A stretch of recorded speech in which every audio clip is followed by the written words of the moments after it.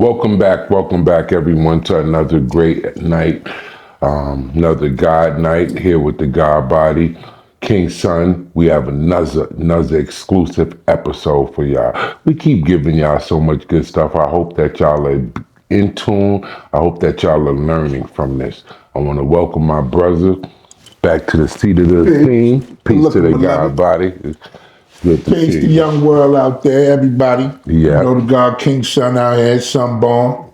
You know what I mean? Back up in the hood, back up in the house, back up in the building. You know what I mean? Yeah, So one of the things that have taken place that we have missed off on is that there was another hip hop Grandmasters Awards, and Okay. this year they and shout outs to those guys over there.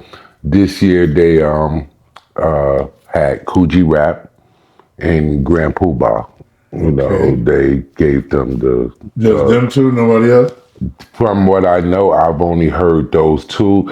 It was speculation about it was supposed to be someone from Houdini as well, but I heard from Sean Taylor supposed to be Houdini because yeah, but I don't know if that actually happened. Then I heard it was supposed to be Melly Mel. I don't know. Actually, Vern might know more. So, was there actual third person, or was it just Grand Poobah and Coogee Rap? Honestly, couldn't tell you. I gotta look it up. I mean, I just Yeah. recently was with Nas and my brother AZ and the God Salik. The God Salik is one of the brothers from New Jerusalem who manages AZ, good brother. Shout outs to those And, guys. shout out to, Nas, AZ, the Firm Brothers. And, those are the young MCs. Now, those ain't rappers. Nas, AZ, like Nature, Tragedy, Gaddafi. Them young Queensbridge brothers, those is MCs, man. And they like little brothers to us. And so, with that being said, I didn't get a chance to build with Nas in deep on like what is the criteria or what is the like the criteria, what does it take to be chosen on the Grandmaster side? At some point I heard, like you get a certain amount of money and a certain amount of health care and it's like payback for, what you've done in the industry and what you didn't get. But it's like when you look at the cats that are receiving that paid in full foundation, a lot of people got their just due. Pardon me, I don't know, like G-Rap, I ain't never know G-Rap to be broke, G-Rap to be fucked up. That's my brother Abdul. Shout out, peace to the God. Definitely peace. G-Rap, I ain't never seen G-Rap fucked up like I never seen Bumpy Knuckles fucked up. But is George Clinton funk or is he hip hop? I mean, all that hip hop came from disco, funk, and soul. So, But it's not funk or my disco or soul. thing is, George Clinton ain't fucked up on money. See, I thought the paid in full foundation is to look out for those who didn't get their just due. I thought it was to look out for hip hop. Who didn't get their just due in hip hop. You know what I mean? But, I can't, it's not up to me. Like, I watch a lot of, even myself, I fell on some hard times the past 2 years. And it's like, oh, well, you'll pull yourself up out of it. Yeah, well, you'll get this. Man, when you in a fire, and that fire take everything except the clothes you got on your motherfucking back, and and you're trying to rebuild, that shit is very hard. And you got cats looking at you like, damn, what he on, drugs? And what is it? Nah, I don't smoke, I don't drink, I don't smoke cigarettes, none of that, man. My shit burned down, and it's hard to get back up. Back in the day, you'll get back up because you'll know somebody. I go to your bed. You'll be like, King Son, my man, let's go. I'm going to go out of town right quick. Boop, boop, boop. 10 is 20. King Son, hold that little 20. I get back on, bow. But it ain't none of that shit no more. You know what I mean? It ain't none of that. So, I didn't understand, and we didn't like. Again, shout out to Nas and shout out to AZ, by the way, because my mother back in the day took me to a Broadway show. I think it was called Pippin or some shit. Like, so you there and you dressed up and you got an orchestra and everybody. And I was blessed to, Nas had come out to Cincinnati, Ohio. So I said, let me go. And he was in like the big music hall and, everybody dressed up in the audience. And Nas is with like a whole orchestra. And even before Nas came out, the maestro, the guy who was rocking it, he was killing it. You know what I mean? But it felt real good to see Nas and AZ. They rhyming in tuxedos. They just had like some Frank Sinatra, Rat Pack shit to it. And it was real upscale. And, I felt like I was treated, to a Broadway show. I was there by myself, but all that shit just, I saw hip hop in a different perspective. And it's always a brother like Nas and a brother like AZ that takes it there. You know what I mean? So, but I still don't understand like how they choose it. Shout out to Peter, Nas' business partner, and shout out to his manager. They good people over there in Mass Appeal. I know Nas is trying to put the 6 sextillion on his back, and shout out to the brother. He hollered at me, bow, what you need type of shit. But I mean, damn, let me get down on that paid in full shit, because I got things to do for real. You deserve it. You know what I mean? I got things to do, and it's a lot of cats like me that we're underrated because it's like we weren't as fortunate enough to be on labels with a Chris Lighty or Francesca or Heidi, like a lot of these cats were.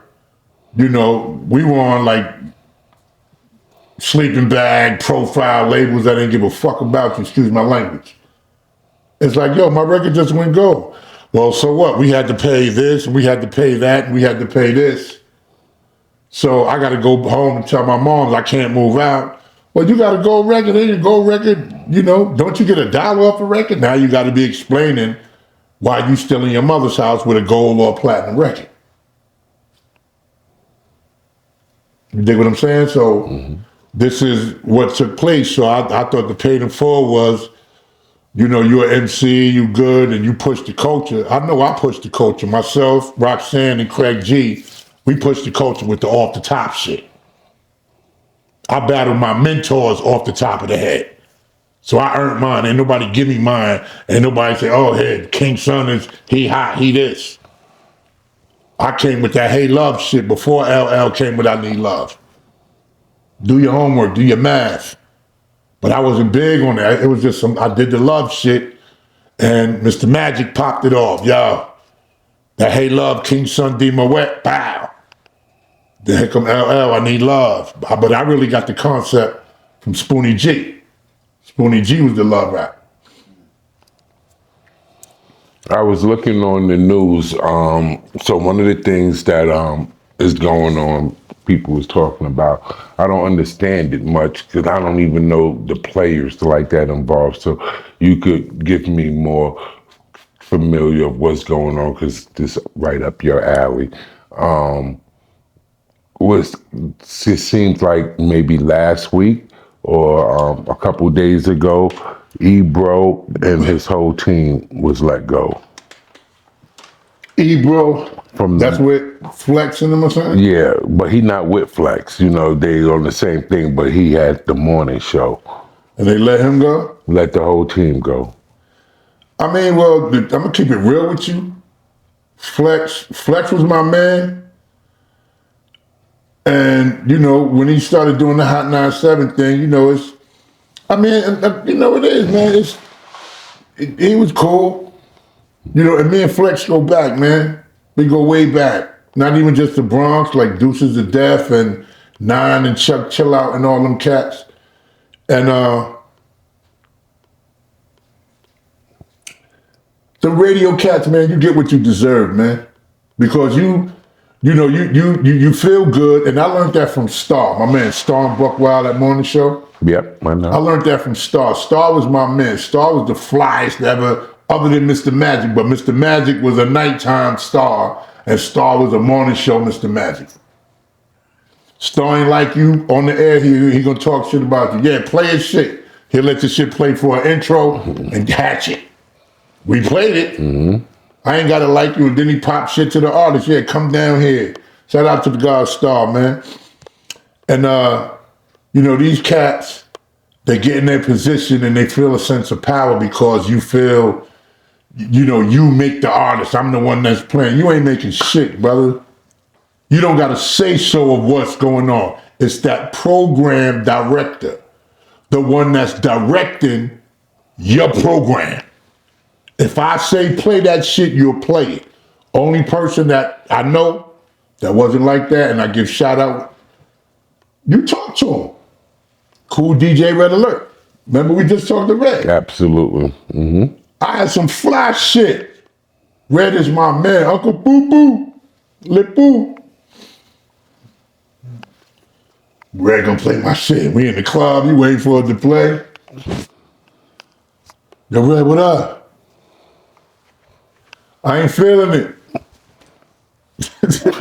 Red is me. Nah, we know Red from 87, so if he said he ain't feeling it, he's not playing it. Not in the radio, not in the club, so expect that. That's called integrity. These cats on these radio shows now, too many motherfuckers play the game, man. And when you play the game, you get what you get. They tell you what to play. You ain't making no records. Oh, I'm in the record pool. There ain't record pool shit no more. If 50 Cent come with a record, that's how, if Eminem said, play this or you ain't getting no 50 Cent shit. You gonna play that shit. Frankie Crocker, Mr. Magic, we don't give a fuck. We ain't playing nobody from your label.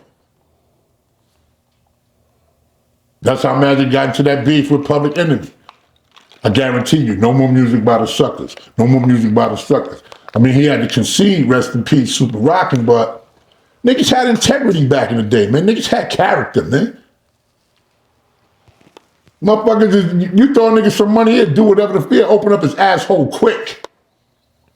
Got these motherfuckers out here wearing shorts, purses, like it's some fashion, Louis Vuitton. Man, fuck a Louis Vuitton. Oh, I'm over in Paris. I'm in Paris doing my album with Louis. The fuck that got to do with anything, man? Come on, God. Yeah. But anyway, you know, like I said, you know, shout out to Ebro. Everybody got to eat, but it's like this, man. At what cost is you eating and feeding your family? You feel me? You out there, you feeding your family, but you just a sucker. So when you a sucker, more than likely in New York, when you a sucker, that means you suck dick. And we know what that means. I'm not being vulgar to the women and the children. That means we used to say you riding a jock. Get that man's dick out of your mouth. Just to be on. We hot nine, this, that. Everything has a beginning and an ending, brother.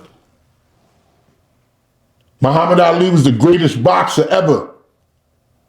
He died with Parkinson's, shaky. You think that little disease meant something to his legacy, to his integrity? Hell no. You got boxers out here, I ain't saying no names. These niggas running around Paris with 3 big ass bodyguards and a whole bunch of shopping bags like you a bitch somewhere. Cause you spending black dollars with Gucci, who couldn't give a fuck about your rabbit ass. Now back the fuck up, man.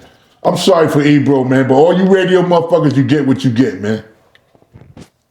Make your own station, buy your own station, or get on a black station. Rock with integrity, man. Welcome to the motherfucking, excuse my language, I'm cursing, man. See, you know what? Like whenever I wear the black champion hoodless hoodie, because remember, we was talking fashion now, so I had to hit y'all like how old school. Yeah. This how somebody 50, 60 years old. Put the little Jordans on them. Now, I mean, little 93s, little hoodless hoodie. Some light. Now, I mean, boom, sunlight, just came by to say peace to the gods. Happened to be upstate, well, by the kingdom.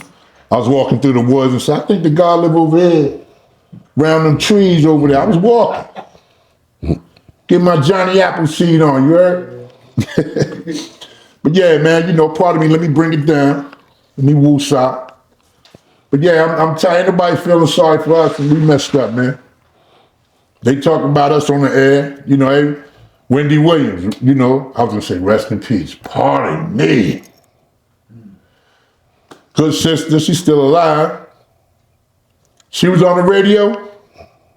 She didn't care who you was. She ripped into your ass. But what they did, got her ass up out of there. Boop. That's how the system works. So what it looks like is that Flex have taken over the morning show. They replaced it and gave him with Flex. So I don't know how that's going to run. Yeah.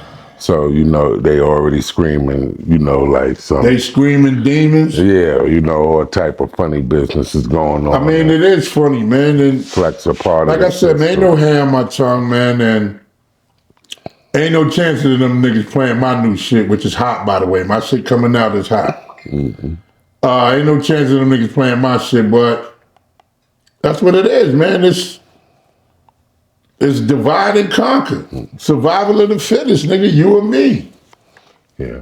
So, that's what it is, man. And first of all, that whole little Hot 97 shit, that shit should have been dead.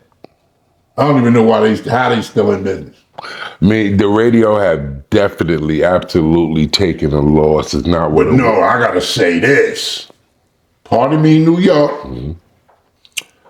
I was riding and I was lit. I got into town and I was pumping BLS. Oh my God, that shit sounded like a mixtape. They was hitting Mary, they was hitting Blue Cantrell. Like, it's just like, and for like a whole hour, this shit was popping, right?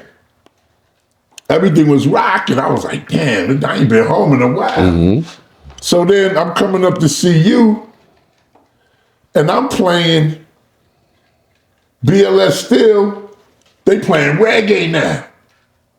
Oh my God, they went through everything from the clubs. The real yard shit. They was playing, them know where we made, them know where we made. Like, Honey came in and, Here Come the Yard Stepper. They was playing all kind of reggae stuff from the 80s and the early 90s. Shit you ain't heard. I was like, BLS is killing them. Wow. So shout out to WBLS, man, and the people over there. Absolutely. And doing their thing. See, BLS don't got that, man. Mm-hmm. 97. You got that disrespect, and then you got a bunch of blacks and a bunch of whites trying to claw for the top and trying to grab them pubic hairs to put that penis in their mouth. That's what you get, man. So yeah, Flex, he know how to survive. Yeah, so he's crossed over, took over the morning show for now. And it looked like Ebro is trying to cross over to, of course, YouTube and, So what happened to, wasn't it the other dude, Enough? Wasn't he part of some shit like that? Well, his whole crew is, whoever. Was they the hit makers? I forget what the name of the crew. I'm not sure the name, what they call themselves, but that's everybody that was with him. So Flex whole crew went down, but he's still the last man? Not Flex. No, not Flex. Flex not a part of Ebro crew. Oh, okay, eat right. The word has it that he But ain't Ebro the one that got Starfired? Might be. Yeah, didn't Star say something about Ebro's daughter or some shit like that? And they fired him? Probably so, yeah. I don't know, man. Radio suckers never play me. On the mix. Yeah, man, So yeah, they crossing over to seem like that's his goal, to cross over to podcast. Now, Speaking of podcasts, from again the But he last too old to be playing that young goofy shit. Flex. I mean, at this point, you don't got integrity as a DJ. Like you just playing shit. Oh no, it ain't what the people want. The people do not know what the fuck they want. That's why Donald Trump is the president. Because people thought they knew, and then they got him in there. Then what happened? He flipped mode, so people never know what they want. Definitely the masses. So they're directed and they're programmed to want what you're selling. And so you sell them crack. And that's what y'all sell, musical crack on that station. That's why Wu-Tang was like, yo, how you play this and Hot 9, Meth and all them. Ah, but when Wu-Tang was hot, they all on Wu-Tang penis. You feel me? absolutely. So the radio's like, because that's the whole thing of, it's always been like music is for the young. You feel me? Young people, like when we heard hip hop and all that good shit, we was young, but the cats who was doing it wasn't young. You might have had Cold Crush might have been like 15, 16, Modern, whatever. But that's early. The top, yeah. Sugar Hill wasn't no little 16-year-old motherfuckers wearing on Soul Train with 3-piece suits and sweaters and shit like that. So then, what somebody saw, the powers that be saw, well, okay, this is a young thing. We can control this culture. We can control this culture by controlling its youth. Absolutely. And then we switched up, we got it popping with the Slick Ricks, the Brand Nubians, the G-Raps, the Canes, the Rakims, the Karis Ones, a variety of young black talent and intelligence. Start lifting shit up. Then what they do? Oh, we gotta change it. People don't realize conscious rap only lasted 5 years. 85 to 90. When NWA Cube and that gang shit came out, Boys in the Hood shit, it never turned back. People was ashamed to have even had rapped like that. Mm-hmm. I remember all of that. Fuck school. Mm-hmm. Fuck that, nigga.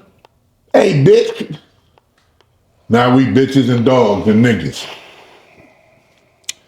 But hopefully we'll learn, young world. So with this new world now, again, the podcast thing, it seems to be the new wave. And everybody from their mama to their dad is jumping on this podcast world. And it seems like the rappers in particular have now sat back and targeted it. It seems like every halfway worth reputable rapper from the 90s have a podcast. So everybody telling me to have one. Everybody. But see, my thing is, But wait, I like to talk. You 1 sec. I want you to talk. I just want to add something because you got to hear this part. Right. It's not successful without the machine to what you're going to call success. Right. You know, if you're not moving with the machine, you're like what you would know is an independent record label. Right. You know what I'm saying? And the independent record label is only going to be able to get out there as much as the person with the bankroll is able to afford the distribution to push it out. And they're fighting against a machine that is, that's a monster. You know what I'm saying? So I mean, it's still media. It's just like, you could be a UPS, you a Channel 11, you a WOR, you a Channel 9, WPIX. That's Channel 11, Channel 9, Channel 5. And you up against the ABC, NBC, and CBS. Those is the majors, those are the machines. Mm-hmm. So you the small channel. Mm-hmm. But the science is content.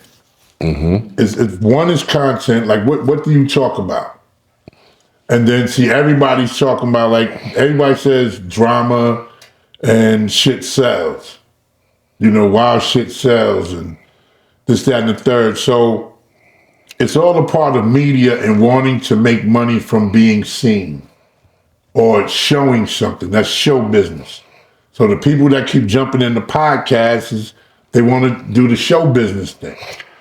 I really haven't done it yet. Like, I like to talk. Anybody tell you I talk pounds. You feel me? I talk pounds. I got stories. I got receipts.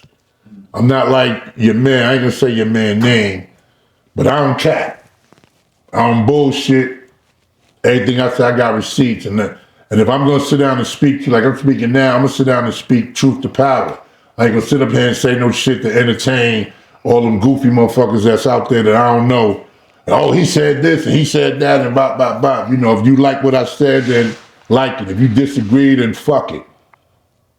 You feel me? So that's where I'm at with it. And, it's become a war now. Like, I see Joe Buttons be arguing with Cass and like, oh, like I seen some shit with the character said, I think he was dissing Doggy Diamonds. Mm-hmm. And he's telling Doggy down, nobody don't watch this show and this, that, and the third. Who the fuck are you, man? You keep criticizing motherfuckers, but you ain't got no receipts for nothing, man. I don't give a fuck. You don't got receipts for nothing. And I ain't gonna talk about their show. Mm-hmm. You understand? Because we ain't at that part of my life when I'm gonna address that individual. Mm-hmm. We ain't there yet.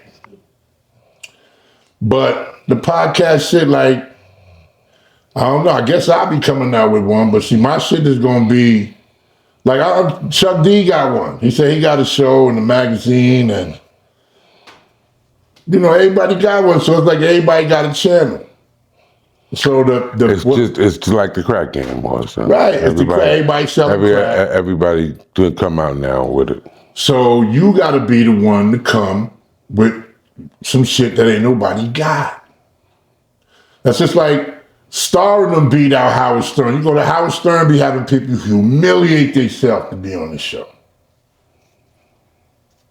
Starring had the #1 shit because they didn't suck dick on their station. Oh, Lil Wayne, fuck Lil Wayne, we don't like him. Get that shit out of here. They played it. They played like 5 seconds, get that shit out of here.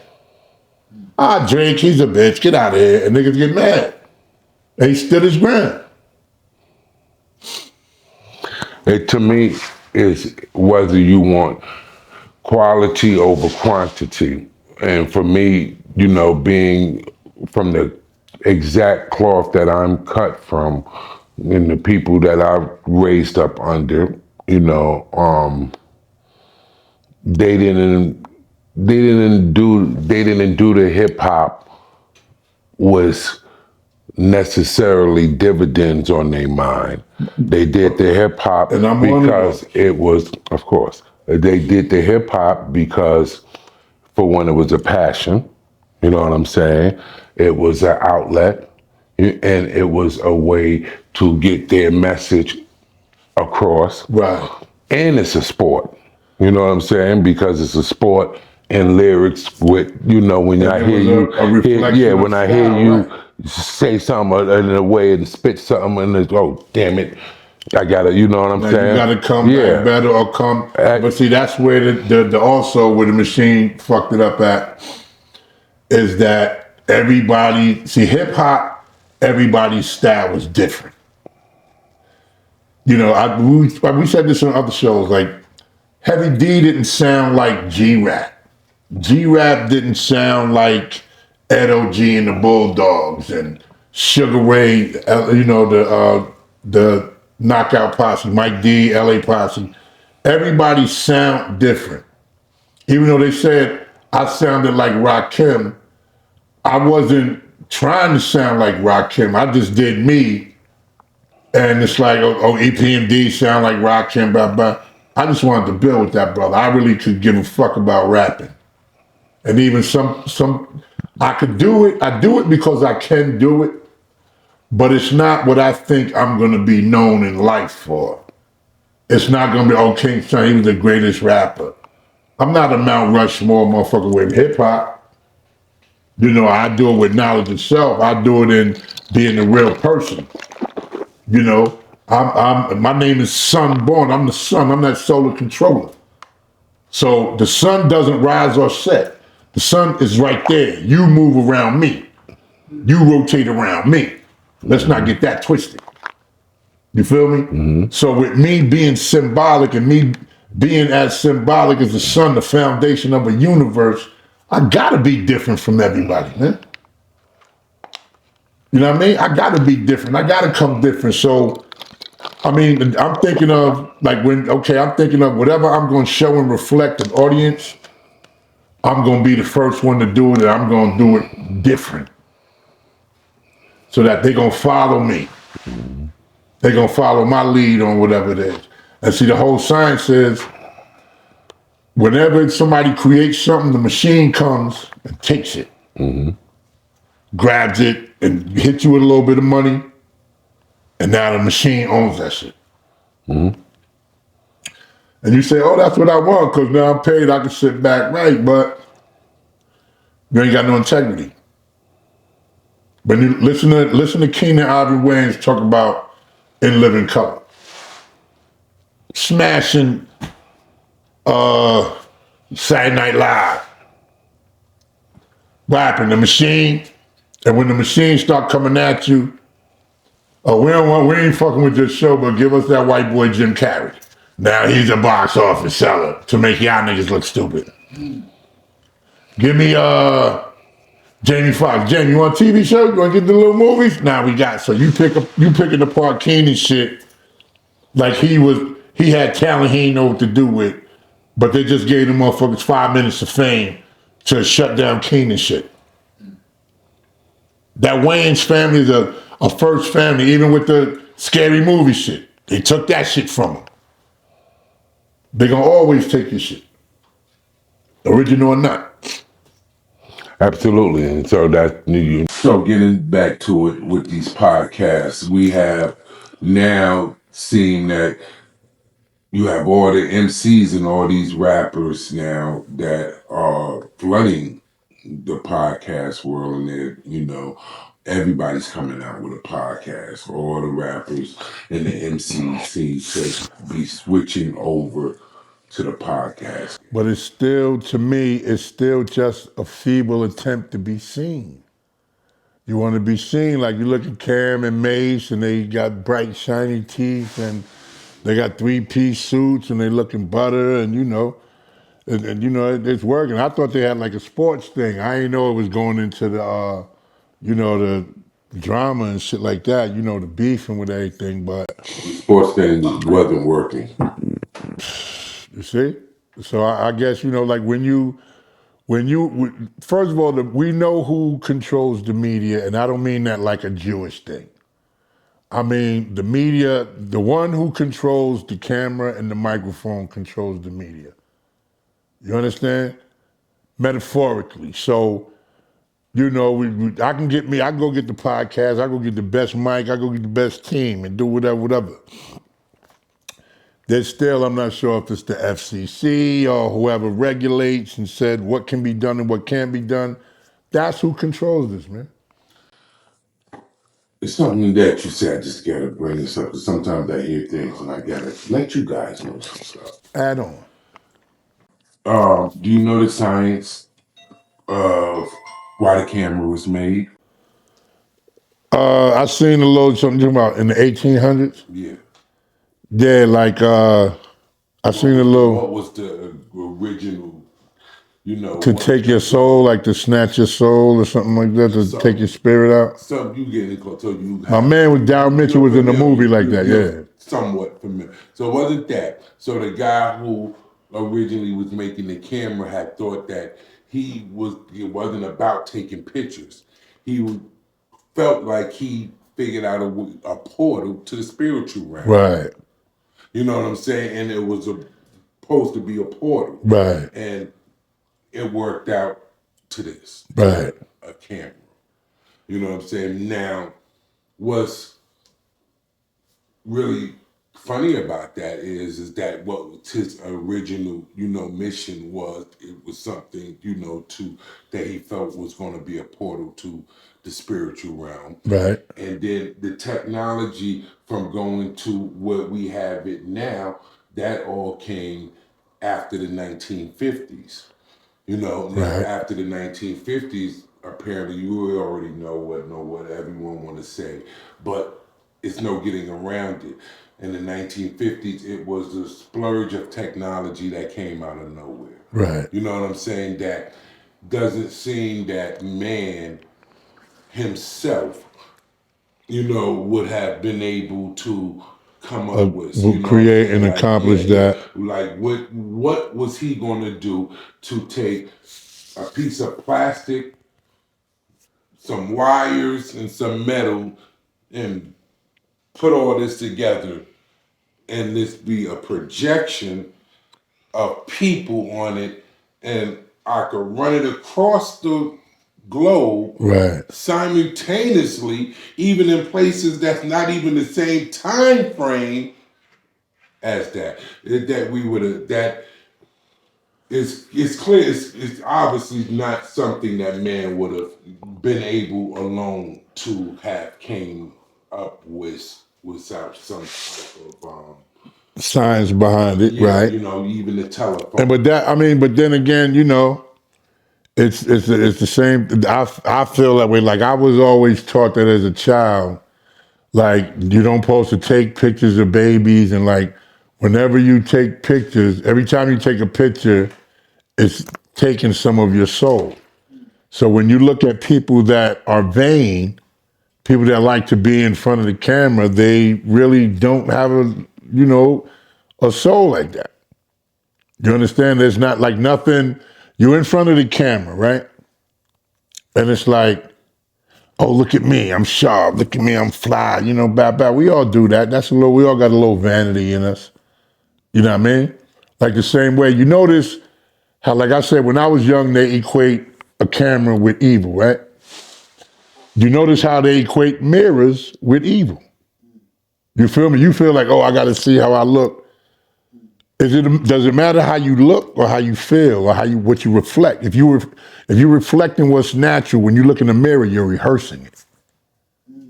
You feel me? You're rehearsing it. For you to just wake up, wash your face, and come out and chill, you cool. But if you got to look in the mirror and put your lipstick on and put the blush on your face and dial it all up and shit, that's vain. So you got to rehearse. You know what I mean? Do your girl look when she wake up in the morning? Is that how she look when she at work? During the day, she got to do her hair and eyelashes and blah blah blah. So you rehearsing that. You feel what I'm saying? If you're rehearsing it, it's not coming natural. It's predicted. It's premeditated. So, like when you on camera and it's taking your image, while it's taking your image, it's taking your inner self and it snatches it, records it, and put it out there. Like the mythology of vampires can't take pictures and be in mirrors. They can't be recorded because they have no soul, allegedly. You feel me? So I guess we're getting a little too deep and off the subject. So yeah, I recall. Hold on. Last time I was here, was we about to talk about the Puff situation, or was we going into that? Yeah, you speeding past it. Well, I'm sure people found what we was just saying quite interesting. Yeah, I mean, it's always a pleasure to come here and build with the God, man, But and yeah, we do have get it in. this But I want to keep the listeners. situation that just happened with this 50 Cent documentary, Yeah, that's what I was talking about. Netflix documentary, let's say. But they say, they, they're saying that 50 Cent is the puppet. He's just a puppet. That's what they trying to say. They are puppets, man. They just they have to use, his name and everything, So you mean the fall? They saying 50 is the fall guy. he the fall. I'm sure all that shit is Hollywood.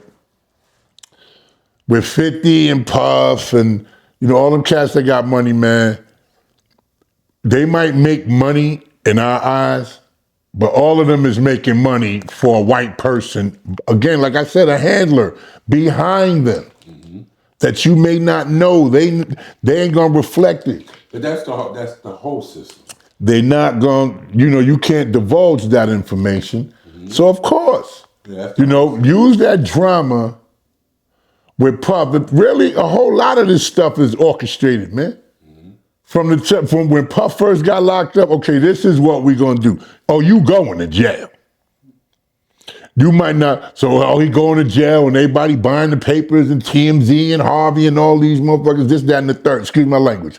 Try to stop cursing. Oh, you going to jail. So all the media hype, the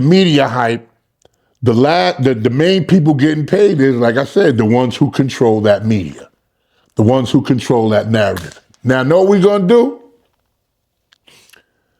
Everybody think Puff gonna get 20 years for beating up the girl and all this and blah, blah, blah.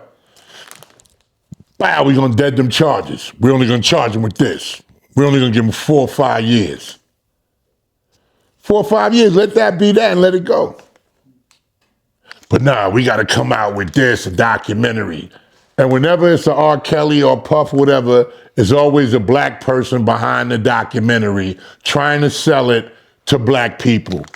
The Jews don't care about Puff going to jail or 50 Cent unless they're getting paid from them. The Russians don't care. The Chinese don't care, man. Oh, 50 Cent, yeah. 50 Cent, yeah. No, I ain't trying to be, act sounding Asian or something like that. I don't give a damn about you, man. Or your money. Other peoples have traditions and customs that move their race and move their people. Black people, we don't got shit. Lapdogs, man. And I'm sorry to say that. You can say, F him, this, that. He just mad because he broke. I'll be saying this if I'm rich. I don't hate black people. I don't hate on other black people. I despise ignorance. I despise illiteracy. I was talking to my man the other day. I said, yo, if we know Thanksgiving had to deal with the slaughter of original people, which is Indians, if we know Thanksgiving was about that, why haven't we pulled back up off of that yet? Why we still do it? And, because, my moms and her moms used to. So your moms and the moms before your grandmoms were slaves. You still going to evidently be still doing that. And again, no disrespect. The first thing when you grow up, your parents tell you what? Don't lie. Don't lie to me. Don't be a liar, right?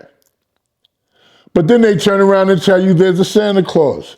And they tell you, oh, that's not a lie. What is it? You're controlling, you're handling an emotion.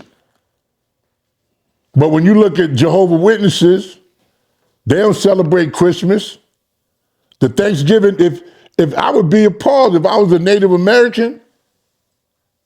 Oh, I'm Cherokee. I got 3-4 Cherokee. How was your Thanksgiving last year?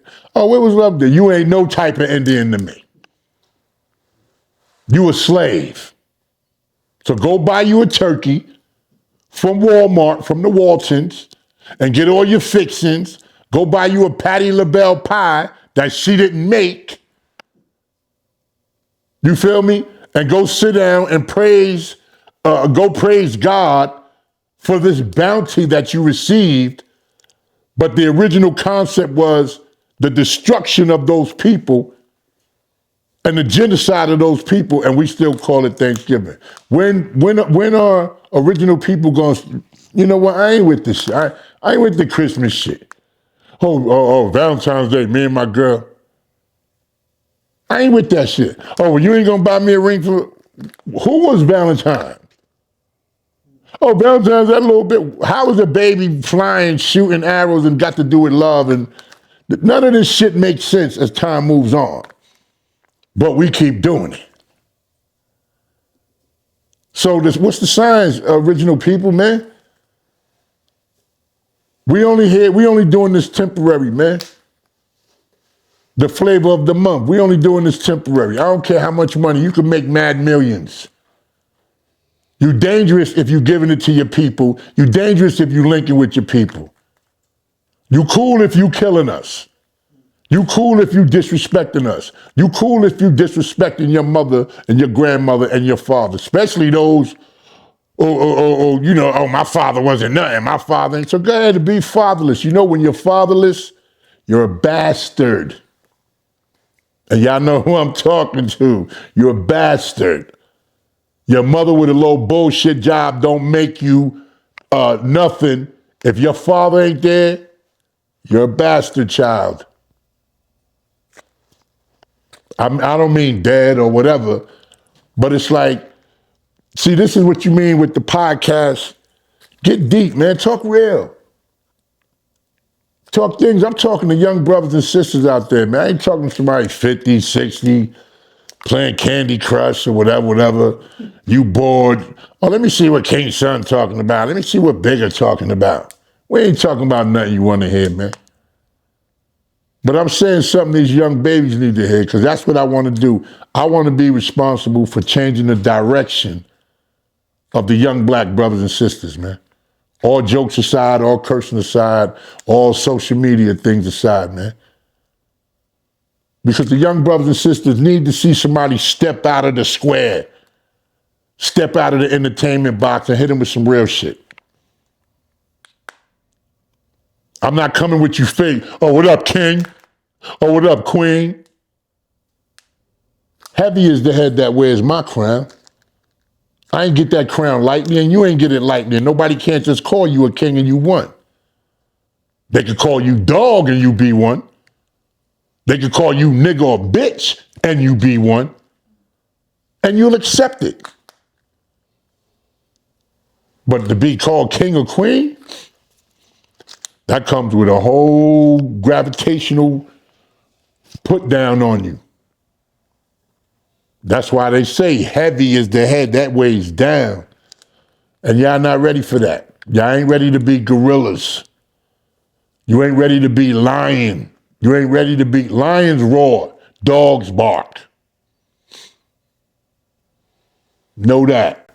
I was thinking about, I love, again, when I hear certain things when I do these interviews and certain things I hear that just trigger thoughts and memories. So, like to share with y'all,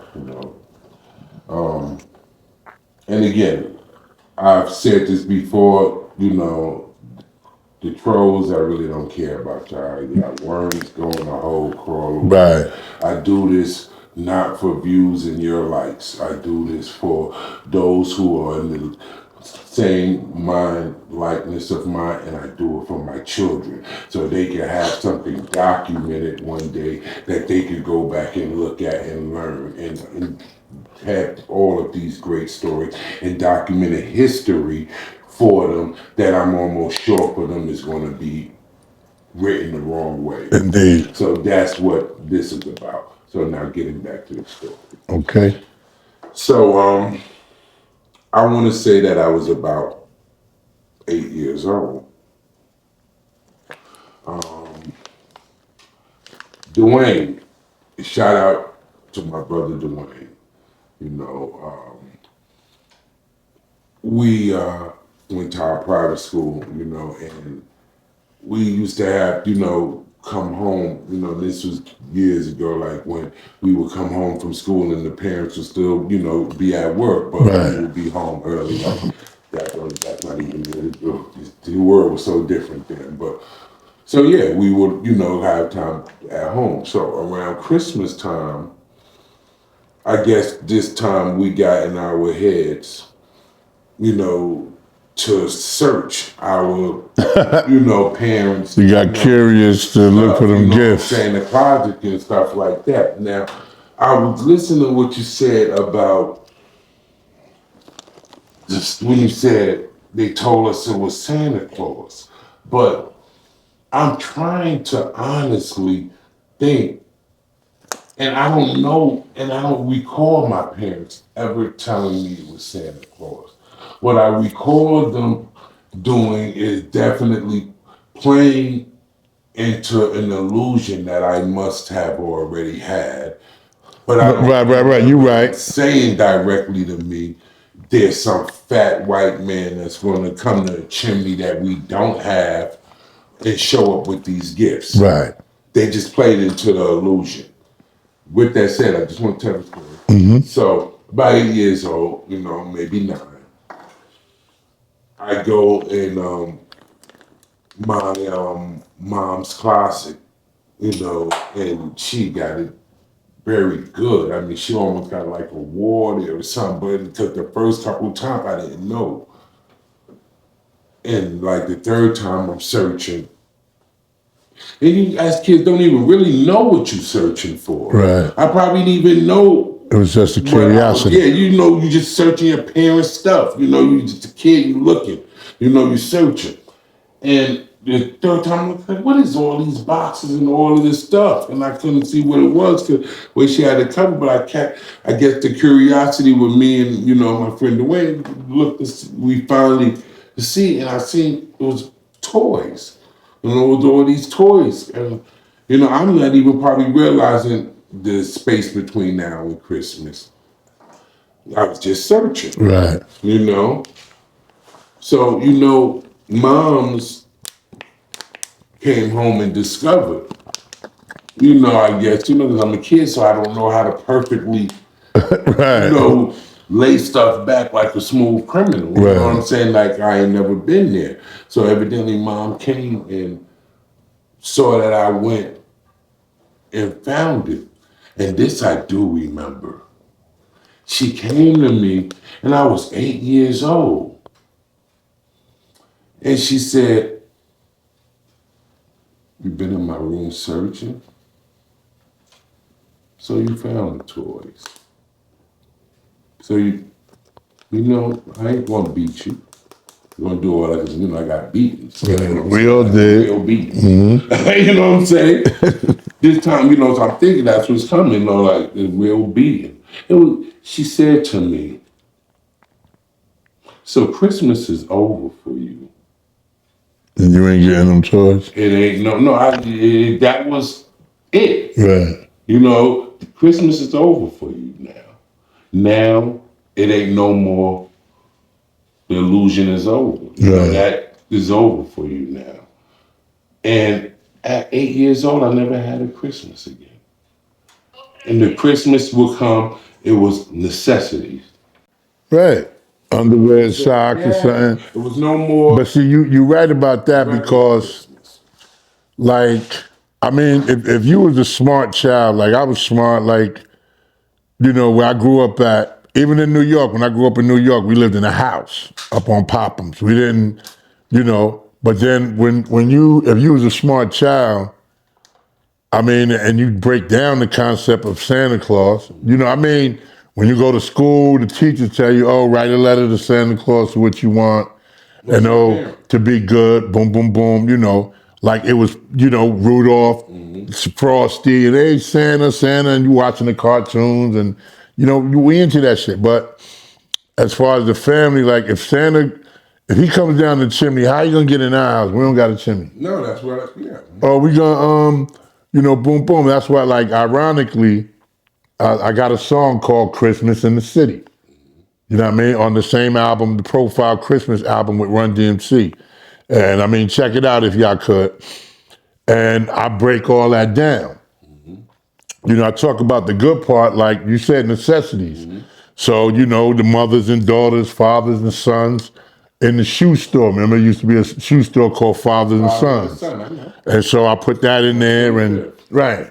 So, it's like, and we get the Christmas cards and Santa Claus drinking Wild Irish Rose. And then in the city, in the suburbs, they got popcorn string around the tree. We can't do that because we get roaches. and shit like that. So, but it's like when we were young, we knew it, but it's still perpetuating the stereotype of it, of our parents telling us, when you look at everything, you look at every holiday or whatever we look at, is really no truth to it. But we do it faithfully for the capitalism of it, and we're not the ones that benefit. So you get all this, like, from, I want to say from first, like September area. From September, you got school closed and you're taking care of your kids. So then you broke for the rest of that day. Then October comes and you're doing the Halloween buying candy thing. Then you broke from there until it's Thanksgiving. Thanksgiving, you buy all the Thanksgiving stuff. Then from there, it's like, okay, after Thanksgiving, now you automatically go into Christmas, the trees. I got to buy gifts for people, blah, blah, blah. Then it's New Year's. The New Year's come in, you pretty much broke.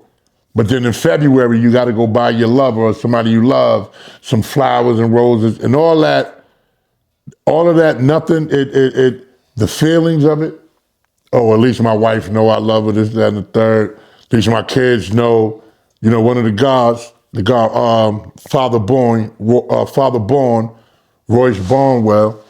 That's my brother down in Chesapeake, Virginia. I was telling him, like, yo, God, why you teach your young son, little Nicholas, my little nephew, why you teach the young God Christmas? And he was like, nah, I just want him to have the Christmas I ain't have and whatever.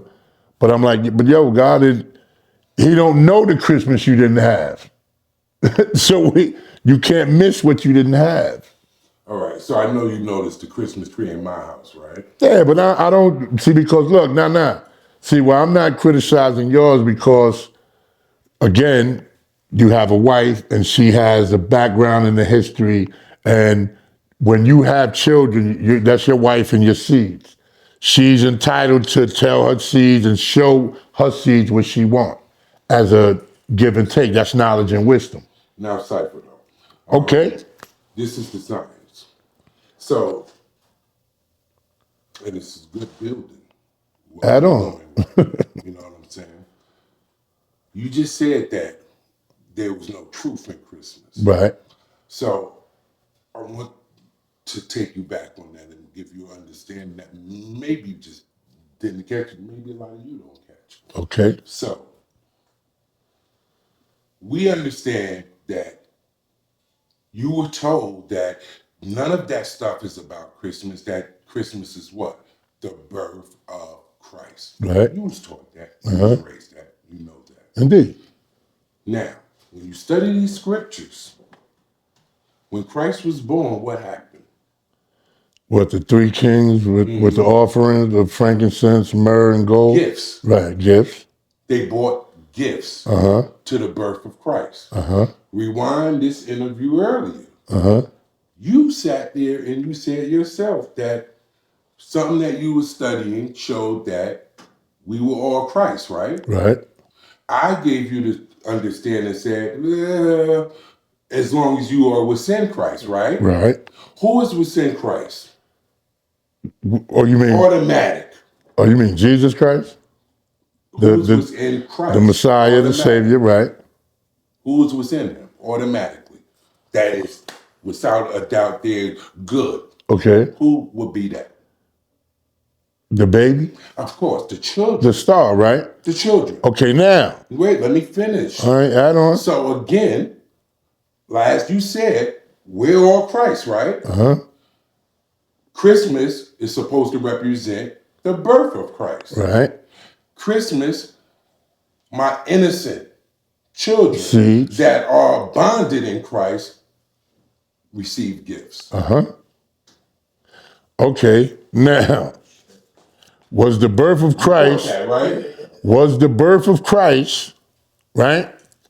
The birth of Christ, the young God, the three kings brought and gave gifts, right? One. Now, Christ wasn't born in December. We're not Right? talking about a date. No. Yes, we are, because We talking about December 25th. That's why I said, listen, everything about it. Christ was not born on December 25th. One, there's no evergreen trees in the desert or in Jerusalem or Bethlehem where Jesus Christ was from. There's no evergreen trees, there's no snow, and the gifts that was given to him weren't gift wrapped with bows. Do you see how that's the taken away? no the science? Do you know the science? What's the science behind the tree with the bulbs on it? That had to do with who? The science of Nimrod. But that's not true. Yes, it is. Let's not go into we building. Let's not go into the Christianity part of it. But it's like But if you want to know, I wouldn't say these things. Well, let's save it for the next show. Let's know the knowledge, because I don't want to. I don't want to lose people with a debate. The whole knowledge to that tree, and this is false information that has been put out to y'all. They tell about Nimrod with the heads on the tree. Y'all that the Christmas tree represent the tree of Nimrod. That's not true. So what does it represent? An evergreen tree. What does it represent? With lights on it and bulbs. How did that come about? What you mean, dude?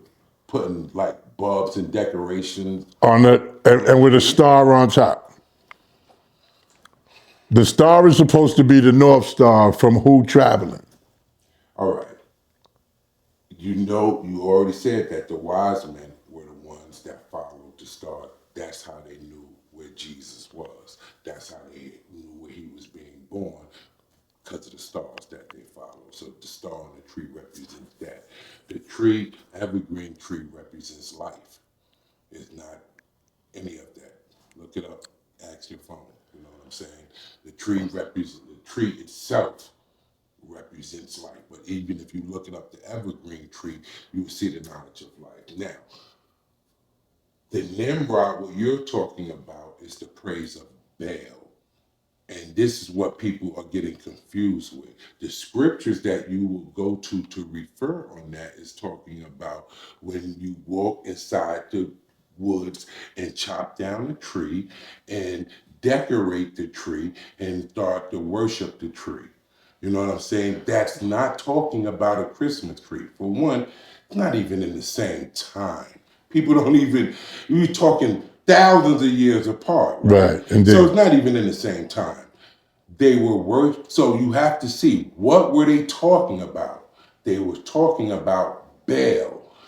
They used to go in the woods, chop down the tree, and used to form an object called Baal. The Egyptians used to worship this Baal. It's the same Baal that the Egyptians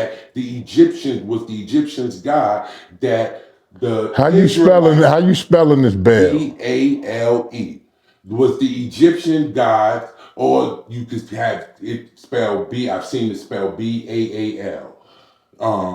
It was the Egyptian gods. The Israelites, after Moses had went into the mountains to get the commandments, they wanted to worship something. So what was created for them, which got us all cursed, was the image of Baal. That was the Egyptian gods that they had been set free from. So Baal or Baal was a tree? Yes. And I don't know. I ain't gonna comment. I'm trying to share with you. I got to do the knowledge for myself. Yeah, you know what I mean? And I'm just trying to share afterwards. You would, and those that read and hear. Indeed. Yeah, that's what it is. It's deeper than that. So basically, it's the spirit, right? Right. But doesn't the spirit need a body? Not necessarily. For them, if you, I mean, it needs a vessel for movement, but so this vessel was made for Baal's movement. And if you read the scriptures speak totally against it, letting you know this object that you have created is nothing, and it can't do anything, and it can't do nothing, and y'all but if in the Bible, and y'all decorating it, and y'all praying to it, and doing all of that. But in the Bible it said that's called idol worship, and the Bible said you shall honor no God before me. The idol is Baal. Okay, so if God said you shall honor no God before me, and you don't idolize, don't be an idolater, then again, if you're doing that, it's now cipher. So whether it's the tree of life or truth, it's But now nobody's cipher. worshiping the Christmas tree. It's all relevant for Christmas. It's all relevant. If nobody's worshiping the tree, why have it? I just explained it to you. The start you explained. So everybody that's dealing with Christmas out there, they're worshiping Baal, the image of Baal, though they know not of this Baal. That's what you would say. But how could you worship something that you know not of? So what is the That purpose? don't even make sense. So where did the tree come from? The tree came from, if you really do the research, it came from Germany. The whole thing came from Germany.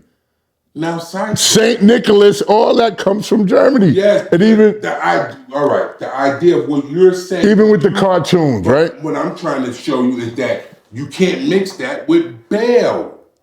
All right, look, we ain't gonna go into that. When was Christmas made? Of what you talking about was made in the 1800s. No, I'm talking about the European, 18. like how they say the Burgermeister and Christ and 1800s. all I'm saying is, Late 1800s. bro, let's change the subject. I'm just saying Christmas is now cipher the same way Easter is supposed to be the resurrection of Christ. So where do you get colored eggs and the Easter bunny leaving eggs and hiding them and all that good shit? It's all to make you spend and buy money, and It's science to even that, but if you haven't been given the science, we don't know. All right, so now know what? Any science, I'm willing to come back after I did the knowledge for self, at the next show, and then we could build. You feel me? That's peace. But everything, I just want to end that part with this. It's negative. If you make it if you take something and you make it negative, then yeah, that's what it's going to be. You know. But let's get back to the Puff Daddy documentary, because that we didn't even. Okay, right. So well, I want to ask you. I got my back. It's layers and layers and layers of that. So before we even get into the stuff that is in it, how do you feel about 50? About 50 even taking part to put his name on it? Because right now he's catching a lot of flack. But he don't care, because 50. That's why he trolls and why he does the thing. He's a sharp young dude, because he doesn't mind putting himself out there, because he knows how to maneuver. He knows how to turn a bad situation good. So he knows he's not stupid enough to do things where they can form against him. Though, when you on the chessboard, if you know how to play chess, you on the chessboard, you contemplating your moves as well as contemplating the moves of your opponent. So he's that smart with that. But as far as him catching any flack or whatever, whether it's from Puff or Puff's moms or children or everything, this, that, and the third, controversy sells. So as long as he's on the side of something that's sold or sold out, Netflix is getting money, it's the hottest thing on Netflix, whatever, that's a good thing. You feel me? And over 21 million or something. And it's right. Now see, something crazy. I mean, it's been, when you look at it, it's clear to see Puff did that documentary. How 50 got a hold of it, whether Puff didn't pay. It seemed like, I know Puff, for back in the day before he was popping. And, he always flossed money, but but it's a lot of people said they never got paid from him.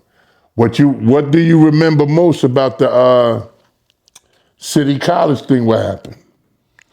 So that day, I remember when we went down. I'm just saying, the major thing about it, he had no security. Mm-hmm. He didn't pay for security. Yeah, and oversold the tickets. Right, and oversold the tickets like everything was good. So then when it hit the fan, for half.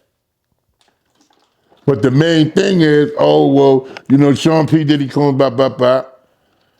Why you couldn't pay security? You oversold the tickets. You got cats you could have just got. You could have called me, yo son, boom, I give you $100 post security. Yeah. He did all that. And again, so one of those females up there said she needed money for something, and she was doing an interview or a documentary, whatever, and Puff owed her money. The dude, he was working on Puff or whatever, and Puff owed him money. Too many people in that documentary said he owed them money. And he was even on this saying, nah, man, you're gonna let this little thing, little 20,000 come between us. That's some sucker shit. That's what a sucker say. You bigger than that. Nah, I'm bigger than give me my $20,000. And I feel that's probably what happened. And whoever was shooting it for him, that's when he thought he wasn't going to jail. So then, 50 is relentless. And him being relentless, like, yo, he waved the bone somewhere, somebody smelt the bone, they bit it, all right, give me that, foul. He take the liability, Netflix just back it up, everybody gonna get paid. Puff is already in obscurity, so who really gives a damn? You in obscurity, even whether the girl was with it or not, whether the girl was with it, section dudes and this, that, and the third, whatever. You kicking her, beating her, and all that, running around, that was heartless. Now, I was talking to somebody, and I was talking about, I was raised by my sister, Tammy Watson, from Patterson, New Jersey. Tammy, my sister, was feminine, pretty, light-skinned, but she could fight. When I did something wrong, my mother I ain't had to worry about my mother. My sister Tammy gonna bust my shit. And everybody in Pat, they know Tammy Watson. Now, when we grew up, we never heard, a real man don't hit no woman.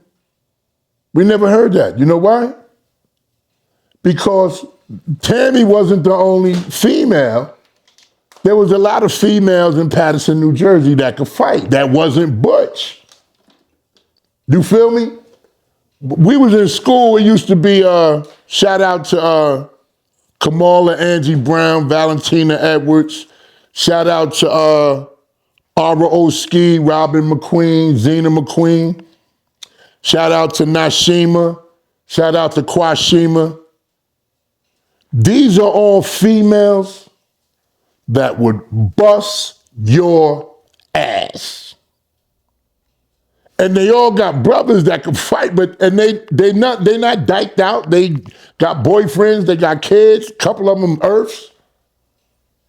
And it's like, yo, punching dudes in the face, bop. So your sister gonna tell you, yo, if Robin McQueen or Zena McQueen, they don't go starting it, but they fought dudes, they fought females. You feel me? So we didn't grow up, you don't hit no girls, because girls wasn't soft. You feel me? And it's like we really didn't get bullied. I got jumped and picked on because I was big, but I ain't get bullied. You feel me? I could go, niggas wasn't taking no lunch money or taking my sneakers. You know what I mean? So, but it's like, now, like, kids are too soft. Oh, you're not supposed to hit a girl, so you let a girl get away with, oh, no, man. And say that in other countries.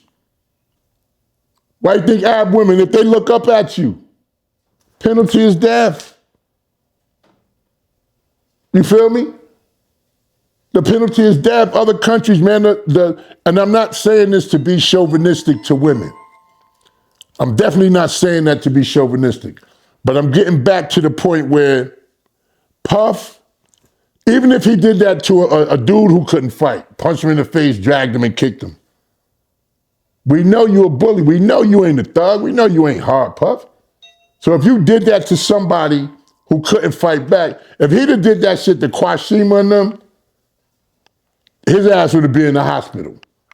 He'd be pressing charges on Kwashima, Nashima,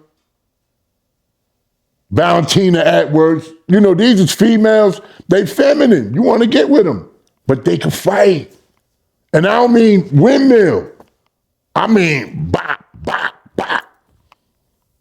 Feminine, big butts, big breasts, all that, man. So this is how, and anybody that know what I'm talking about, you know the people I'm talking about, y'all put the comments. If y'all don't know, but when you look at, and I'm not talking about how you see on these little TikToks and everything of girls fighting and grabbing wigs and blah, nah.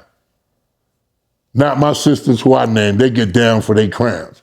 So we wasn't taught, oh, if a girl, if she whooped your ass, you better not come home with that story. You better have whooped her ass. But more than likely, if you whooped her ass, you ain't got a brother who can fight and he gonna come back. So it's gonna be a never ending. But yeah, so Puff was already in obscurity, man.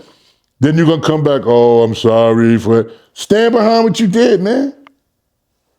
Stand behind what you did. Stand strong. Like, yo, she wilded out, so I knocked her ass out. Now what? You would have got more props for that. So, with that documentary, her crap was the least of it. You know what I'm saying? Yeah. That nobody cares about that. Good. For me, the smoke, fire, meat, potatoes, gravy, and mashed potatoes. Was. The Kurt Burrows stuff. Oh, I never, Did you and I watch know, this? yeah. Did you I watch know, this thing? I watched the thing, and I know Kurt Burrows, and I know Kurt Burrows, and I never, in real time, I never knew they was dealing with it like that. Puff was hitting that. When he said, You know what I'm saying? For what I did. when he said Puff sexually assaulted him, I mean, honestly, I gotta say, I argued with my wife. I don't believe it. My wife said, he ain't say that. I said, yes, he did say that. She said, no, he didn't. I had to rewind. She said, he did say that. He said sexually assaulted him. And I think that's a lie. Gene Deal sat right here in our house and told us that in the same chair you was 2 years ago. He said that Puff was messing with Kurt Burrows? I mean, I can't, like I said, I would say this. You know, one thing that got me, I told you I had a meeting with Andre Harrell, with my little sister-in-law, little lady Heron. I took him there, and I'm meeting with Andre Harrell at Uptown, and he's commenting on, damn, King Son, you got some big feet, man. What size shoe you wear? Like, licking his lips and shit. Suspect. Damn, King Son. I'm like, yo, Andre, you know, but he, touch your hand, see your like, yo, let me see your hand size, boom, yeah, boom. Come on, man, you know what that But is. look, do the knowledge. So when we walked out the meeting, and I said to my little sister-in-law, I said, yo, I said, was my man coming on some gay shit to me? She was like, yo, that nigga's definitely absolutely gay. He was like, he definitely was trying to flirt with you, whatever. Right? So, you know, I'm like, okay, so then boom, bang, you know, I went to see Russell and everything, and I ain't say nothing to Russell because I know they all run together and everything, but then I talked to certain people that was in the business. You know, we go to labels, we label Hop and Universal and, you know, Def Jam and blah, blah, blah. So yeah, that nigga Andre is like that. Watch that nigga. So in the documentary, what Puff said, or he said, or was it Andre who said this? Whoever said, Puff said, I can't go home to my mom, so I got to go stay with you. So if you a young, impressionable mind and you willing to do anything for fame, and you at a person like Andre's house who might be he cipher, monkey cipher, then you got it in you already. Of course. You feel me? You not realizing you telling the story. Oh, so now Andre's saying, yeah, and he had to come stay by my house and this, that, and the third. So of course you did what you had to do. Yeah, of course. You know what I mean? And so, boom, so now what you learned from being with or around Andre in the music business and he putting you up on game and like, yeah, everybody has a price. You feel me? With Harvey Weinstein, once he got bagged, everybody want to come and say, bop, bop, bop. You know, oh, he did this to me, he made me on the couch, blah, blah, blah. So all these 15, 20 years, you've been an A-list actress and you ain't saying shit now, until now? So that's what it is. It's like, if you ain't really come forward, then it's on you. But with Puff, you know, that's really not like how you said the meat and potatoes. to people who get money, that homosexual thing is not meat and potatoes. I didn't finish. Okay, my bad. Talking about yeah, Go ahead, my bad. that's just later. That was just the first thing I'm starting out with. Right. That's nothing. Yeah, I got it. When you get to the goddamn murders, is the meat and potatoes and the gravy and mashed potatoes and stuffing and all of that on the side. How can we not get completely rocked with the fact that, again, same person, Kurt Burrows said that not only that when Big died, that funeral, that big Casket shit, all that, that right. we thought we saw, Bad Boy, Puffin them was doing That Big, he charged it to Big. He charged that to Big Estate. Now, how that already let me know levels of, damn, whoa, what kind of shit is that? That's the Gene Griffin shit. But that's, a little gravy. But I ain't gonna say that's the meat. But then he says that Big had a contract that he had already had signed, that they had yesed him in everything he asked for when making the contract. And after his death, Puff had him go back. Took the middle out. To take the middle out and to replace it with something new, favoring Bad Boy. That's the tactics. That's how the game goes. And see, what you don't know, it's a whole lot of things. What kind of game is that? That's this music business game. So, if a person, this is where I'm at with all I gathered from that. If you saying I'm your man and I'm your friend and you rocking with me and them videos and all of that, and you could lure me to my death, which he even spoke that about. It's a lot of questions that he have to ask. He did lure him to his death. Stuff that to this day, he don't add up. So you lure me to my death. You stop me from going to London, you know what I'm saying, to where I could have, been all right. You take my contract and you manipulate it after my death so my mom and my family get manipulated and not get what they supposed to get. You charge my family, basically. Do you think he invented all that shit, or do you think it existed already? I don't think that he invented it, but there's no way that I can look at all of that and not think that, he is thief, murderer goes together. I cannot look at all of that. I see the lie. I see the thief. I can't say that I don't see the murderer. A snake is a snake because they're phony and fake. And everything, and really, Puff ain't the only one. I'm the whole but no, I'm talking about among the black. The only one I would say who wasn't capable of that would be Russell Simmons on the Def Jam side. And who else? Let me be clear.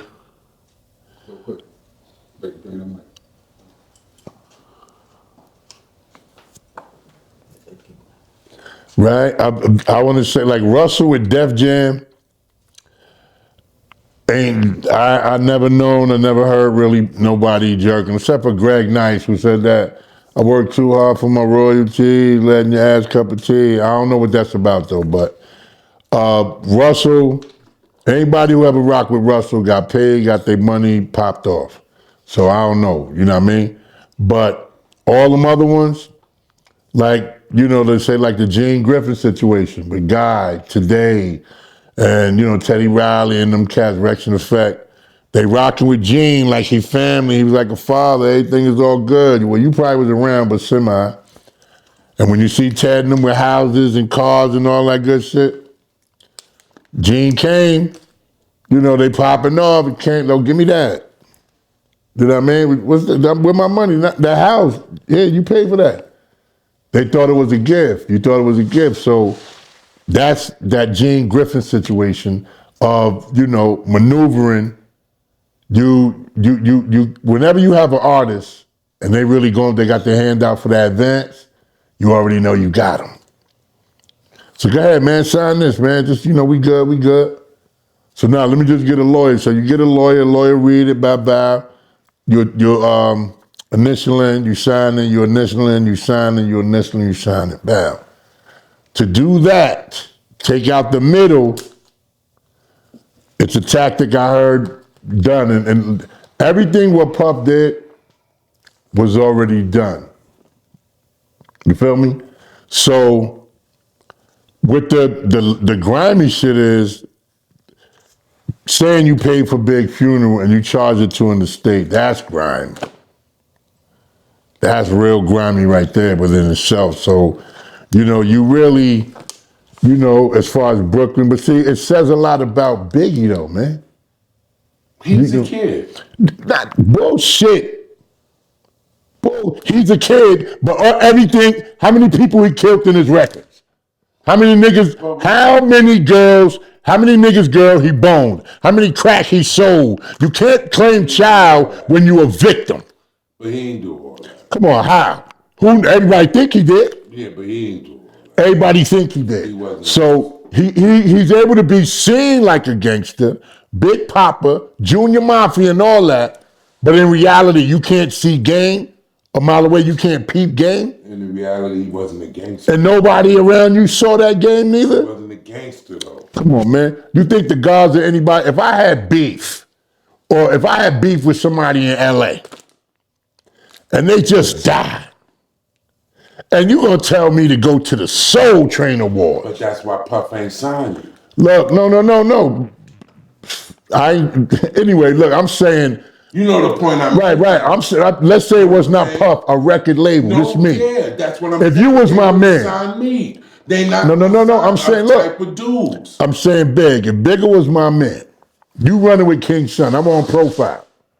And Ice Cube, you know, let's say Ice Pick. Not Ice Cube. Ice Pick is a rapper. I had beef with him and he just died. So now it's a motherfucking MTV award or a Soul Train award, which ain't even a real award. That's some Soul Train shit is some shit for black motherfuckers. You don't know, Frank Sinatra ain't got no Soul Train award. It ain't nothing. It ain't mega worth nothing. And my label's saying, yo, I need to be there. What you gonna tell me when we flying out there? Ice Pick is dead. We going to LA to his town.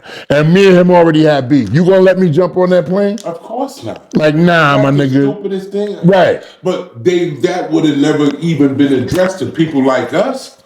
You know what I'm saying? Because So, people like Lil us would've- C's, if I Junior get on- Mafia. You sending me on a plane to go somewhere and something happened to me, your whole existence. Your whole Right, little setup, because that's where we your whole from. Little, you know what I'm saying? Your whole little thing gonna have to answer that. You feel me? And it's like, So nah, bro. That's why I understand and I accept that. I never got no, you know. If you from Manhattan and you got beef with a nigga from Brooklyn and that nigga died and this is shown Brooklyn, we ain't doing it. Yeah, of course not. Nah, we ain't doing it. No. I say, how about this? Okay, Soul Train Awards, we gotta be there. How about you do this? How about we go to the tunnel or we get one of them, the new Club New Yorker, and we do a show there, same night as the Soul Train shit, and we go live via New York. If we need to be there, nigga, get some cameras. You a media motherfucker. Get some cameras. This already after that helicopters and driving backwards and Hype Williams shit. It's already after that. So get some media. Let's go to the Garden, that little theater at the Garden, and we'll do our own shit, and we appear via satellite. Now, this, you know, that this is some things in the documentary I have questions that I've heard rumors that I don't know of that you know. You know, I was told that after that sometime after that he went into a direct relationship with Little Kim? Semi, yeah. Ain't no semi. I mean, Fucking her? it really could have been. I ain't gonna disrespect Lil Kim like that. No Ain't disrespect. no disrespect. I'm not. But much shout out to her. I done bodyguarded her before. No, it's much respect. You know, I'm asking this out of concern and a pattern. Bruh. Fuck you, my man. It could have been before, bruh. We don't touch. You know how that goes. When We you don't right, touch each other's joints. because I'm look. saying you my brother. Even if you dead, I'm not touching your joint. But see, look, this is what I'm trying to tell you, and this is what a lot of these artists. R. Kelly learned this the hard way. You feel me?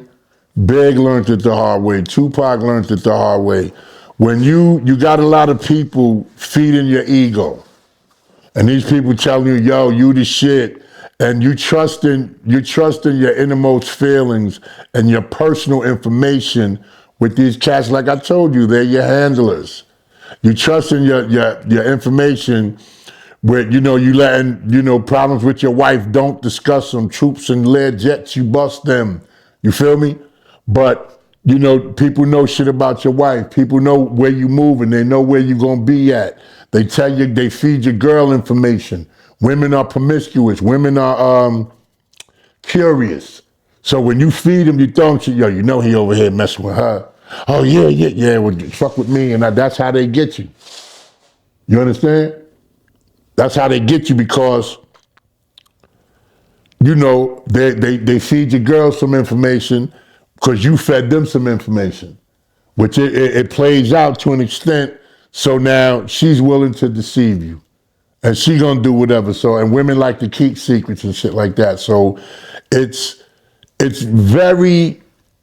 very small circle of trust in the entertainment business, period. First of all, again, just to show the music at that time. I was young. I was younger than he was. You know what I'm saying? I loved the music, but we loved it because it was almost for me at that point, it was a glimmer of my a real lifestyle that I was living. It was art imitating life, yeah, right? Exactly. So, but he was not that. I mean, I know he wasn't that, because I chilled with him one time. You know what I'm saying? Like I said, it was me, not to cut you off, it was me, Buckshot and Boot Camp and them, Smith and Wesson and them. I know y'all gonna remember this. And Tretch, myself, and Sugar Ray from Jersey City. And Biggie and them was there. Just really Biggie, he had some black stuff on, and we was in the cut, a little small club, like a little supper club type of shit, little stage. You can punch a nigga in the face, we're on the stage type shit. So we was there, man, and we in the corner and we puffing. And it's just, he didn't seem like niggas like, yo, what's up, man? Like, he didn't seem like, Buckshot, Buck is a little wild dude. Mm-hmm. He's outspoken, not wild, but he's outspoken. You know what I mean? Smith and Wesson with Cocoa Brothers at the time, they all outspoken, they Brooklyn. You know what I mean? Like, yo, you can see the little attitude, but Big didn't have that. He just was like a big dude, like in the corner. And it's dark and we just passing the weed. Even my man Black, shout out to my man Black G's uptown. My man was like, yo, that's Big Jeweler? So I was like, yeah. He was like, yo, why you seem like he pussy? My man Black, anybody know Black from uptown, Dominican Black, he called everybody pussy. Black like to fight, you know what I mean? And so he like, yo, that's your man Big, son? Yo, that nigga seem pussy, Jeweler. So I said, nah, chill, Black. And he said it loud. You know what I mean? And I kind of got that thing, so I kind of knew he wasn't built like that. So if you're not built like that and you got people directing you, like I said, boom, bang, I was accused of running up to a label I was on with a pump shotgun. I'm not somebody you gonna direct. We was on a plane, third base. We was going to do a show somewhere, and the engine lights, they said the engine light came on. I said, turn this motherfucker, turn this plane around, let me off. Now we gotta let me off this plane. Turned it around, I got off. Cause I control my destiny. And you like, yo, son, I'm gonna go. Nah, go ahead. You gonna go? Go ahead. Who you with? Why you here? Nigga, you with me? Stay here, nigga, cause I'm not burying you when that shit crash. And so, you know, with Big, that's what I'm saying. That was stupid. Then the signs, remember, like, I lived in LA, so all that shit came out. All that shit came out. Like, yo, it said, but the cats, even when I was in LA, like, I don't ask for them, but Ice-T, if Ice think I'm a wild out or go somewhere wild, he'll call the homies and let the homies will ride with you. We ain't got to pay them. They're going to make sure you ain't doing nothing goofy because you're a long way from home, nigga. And you definitely don't want it out here in LA. It happens quick. I don't know the dude, Whack 100, and a lot of these, you know, media gangsters now that, you know, I never met them, whatever. I know real motherfuckers from the streets, Imperial Courts, PJ Watts, Grape Street, you know what I mean, 40s, Jungles, Queen City. I know a lot of motherfuckers from all them gangs, Set Trips. I know Black Gorilla from up in Pacoima, all that good shit. You feel me? And I know what they dig, I know what they don't dig. I know who they dig and I know who they don't dig. That's how I survived out there. You feel me? And so they still my family out there. When I go back to LA, it's all love. And I don't even ride through when I go through the hood. I be on the train. I pop up, boom bang, I walk up on you. You feel me? So ain't no way nobody around Big would have let him fly out there. That's so. If he was getting an Oscar, maybe. And then if you getting an Oscar, we gonna call the homies, get security. They said, Puff pulled the security, like, nah, we don't need you today. But you paying me today, so that a conspiracy was going on. Yeah, I just think that if a seasoned eye would have seen all the warning signs. Of course. A sucker can't lead me nowhere. You know what I'm saying? And okay, so Gene Deal, he was a seasoned eye. Why he ain't stop it? he did try to. If you listen to his story, I heard him. his story, he did everything that he could. He was saying, yo, Puff, why no, jump in with this. And I understand, like, Even before they went out that night, he was banging on the table saying that the one of us is getting killed tonight. right. He said he did everything he could. Before they left that night, he said, if we go to this hotel tonight, Yeah, he did. You right. One of us is getting killed. What else he supposed to do at that point? You know what I'm saying?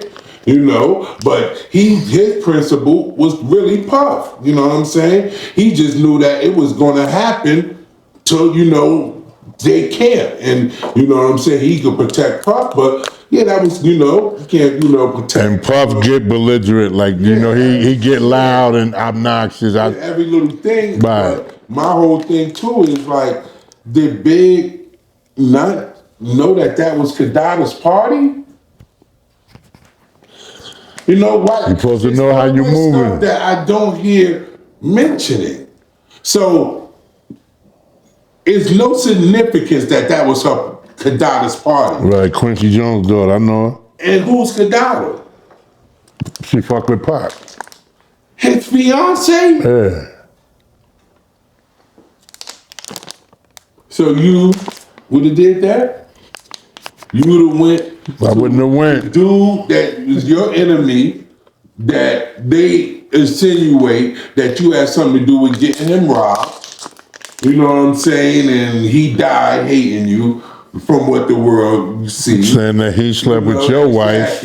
You're gonna go not even a year after he's dead to his wife's party? You don't think that she? I don't think she had nothing. It's the puppet. Actually, I'm sure she had something to do with it. I'm actually think that she would have. I would be. You gotta always go. Upset feelings about her fiance being there. I mean, you sleep that because you figure, oh, that's Kadada Jones, Quincy Jones' wife, and then he's gonna be blah blah blah. I mean The only Quincy thing I was Jones' thinking daughter. about that is she got the money to line some shit up. That's what be my first season thought. Nah, I know her. She wouldn't that ain't her style. I don't know. I know her, that's not her No, style. I'm saying I don't know her. I'm But speaking somebody- from a Brooklyn boy perspective that would have been 23 years old. I don't know her. Right. You know what I'm saying? And even right now, the 50-year-old, I don't know her. Right. You know what I'm saying? If I had beef with come in, you know what I'm saying? If I'm coming anywhere and he's dead and it's anywhere in the association. That's what I said. The whole going to LA was the whole now cypher anywhere in shit. her vicinity, I'm gonna be correct. So you know, and then there was too many red flags. Like C said, they was outside early and going shopping by the Beverly Center or something, and some niggas popped off on them. Not popped off with guns, but start saying some shit. What did you think about? So Gene Deal said that he had to save Mace from a basketball game or something to the effect where Mace was out there, niggas had him trapped off, and Puff sent Gene to go get him. And he said when he went there, Mace came out like talking like he was good. You know what I'm saying? And he was like, and Gene Deal said Mace told him he good. You know about. Because other niggas, they say y'all not good, they gonna kill y'all. Right. And he went and told Puff, but Gene said he never told Big. Well, Mace know how to move and see, just like Tretch. Like whenever real cats from New York, when you go to LA, you don't want to hang with Ray J. You want to hang with the niggas who hanging with Ray J. You don't want it like when I met Ice Cube. I ain't really give a fuck about Ice Cube, but I was fucking with the Lynch Mob, Shorty and JD and them. So whenever I go anywhere, I fuck with the street motherfuckers. Pardon me. I deal with the street cats or cats who know what's going on, and I vibe and stay with them. And cause as long as I'm with you and I'm seeing how I'm watching you. You saying, yo, son, I got your back. So then once we chill and we done broke bread and we done broke weed, you my man. So I know Mace is sharp. So Mace had niggas already out there that he knew that wasn't gonna let him get fucked up. You feel me? And Mace knew like Mace is Harlem. He know he was writing shit for Puff. He know Puff was on the money. He rocked it till he couldn't rock it no more. And he fell back, and he's still alive. Financially and physically still alive. Before we wrap it up, I have a question with that. We're watching this documentary.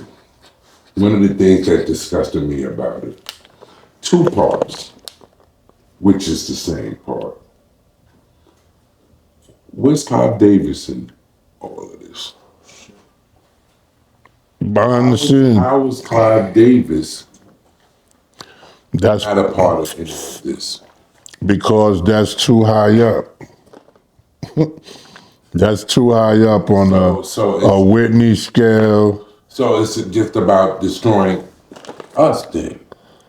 Yeah, it's not. The real puppet master is not Puff. The real Puff is the puppet.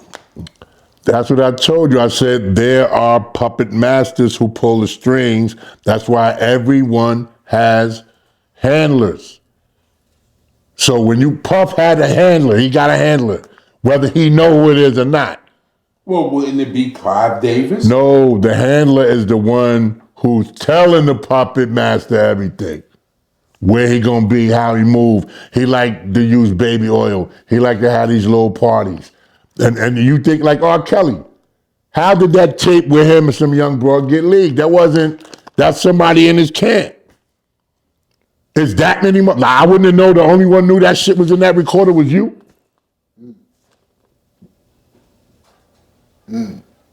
So if you process of elimination, but if you knew and V knew and Cash knew, and then Have knew. Out of those five, now once it's more than you, we got a problem. Bigga either go back and forth. Oh, you know, son, you know me. Anytime they say, oh, you know me, I would never, boop, boop, boop, boop, boop. What I would tell you, how dare you question my motherfucking integrity, bro? How dare you think it's me? The one that said, oh, you know me, that's more than likely the one that did it. The one who get offended you, like they say, how can you tell a black man from a nigga? A nigga is the one who will answer that question. I'm offended that you would think I would snake you. You feel me? Mm-hmm. Bottom line. And that's how everybody that get took down in the industry, there's always some personal shit. There's always somebody amongst them. When you look at the O.J. Simpson, O.J., he killed that bitch. He ain't kill that bitch. He ain't kill her. Because had he killed her, the powers that be would have found out. They try to use the boy, the one that she was with that was living in O.J. garage. He couldn't tell you nothing because he ain't had nothing. So I just want to get back on this before we close out this one. So again, that sticks out to me. I see nothing with Clive Davis. I saw nothing on Wolf. You know. I was gonna say that. How did y'all leave the whole story of Wolf out? Wolf giving the 300,000 that even helped Bad Boy stay afloat before there was a Clive Davis giving the money or anything like that. That helped give the money to keep Big and Craig Mack, dangling along. How that story get not in there? Because like I told you, Puff did that documentary, man. It's easy to see that. And there's no real mention of Wolf in there because of the science, how Wolf was, see, Wolf getting killed and Gertie getting killed. There's a story there that the streets, we know it, or the people close to Wolf know it, and Uptown, shout out to the Valley, shout out to the Moet crew, whichever one's still alive and everybody. We know what it is. You know what I mean? We know Wolf Gang, we know Wolf, Lil Wolf, we know Wolf Moms. He never got his money. Puff told Wolf Moms, he don't owe Puff no money. I mean, right, bow, and it's, it's real fucked up. And it's, see, for me to speak on it from the perspective where I'm from up in New York and up in the Bronx, it go back further than Puff with me and the Valley crew. Mm-hmm. You know what I mean? With Wolf. Why Wolf was even around Puff at that time, why Puff survived this long. And Wolf was there, Wolf around. Whenever Wolf used to go, shout out to my man Kringle. Everybody know Kringle up top, man. Kringle, I love you, boy. And, the Valley crew, that's who, I got with when we was down in Hampton. Shout out to Bugs, rest in peace. Kentley, Bonton out there in Atlanta, Big Phil. Whole Valley crew, these is real dudes, man. Real dudes, stand up. Some got deported, some got but it's like, I got up on Puff from Bugs. Bugs passed away, he was the man. I thought Bugs was the one that gave Puff the money for Bad Boy, honestly, really. You know what I mean? And but with that being said, I watched it myself. I'm not sure if I acknowledged when you asked me I watched it. I said, yo, that was just funny. There was no mention of Wolf in there. And because that's not a story, from what people know, me and Preem was together in this white 760 when he got the call from Atlanta. Preem said, yo, pull a call. I'm like, why? Pull a call, yo.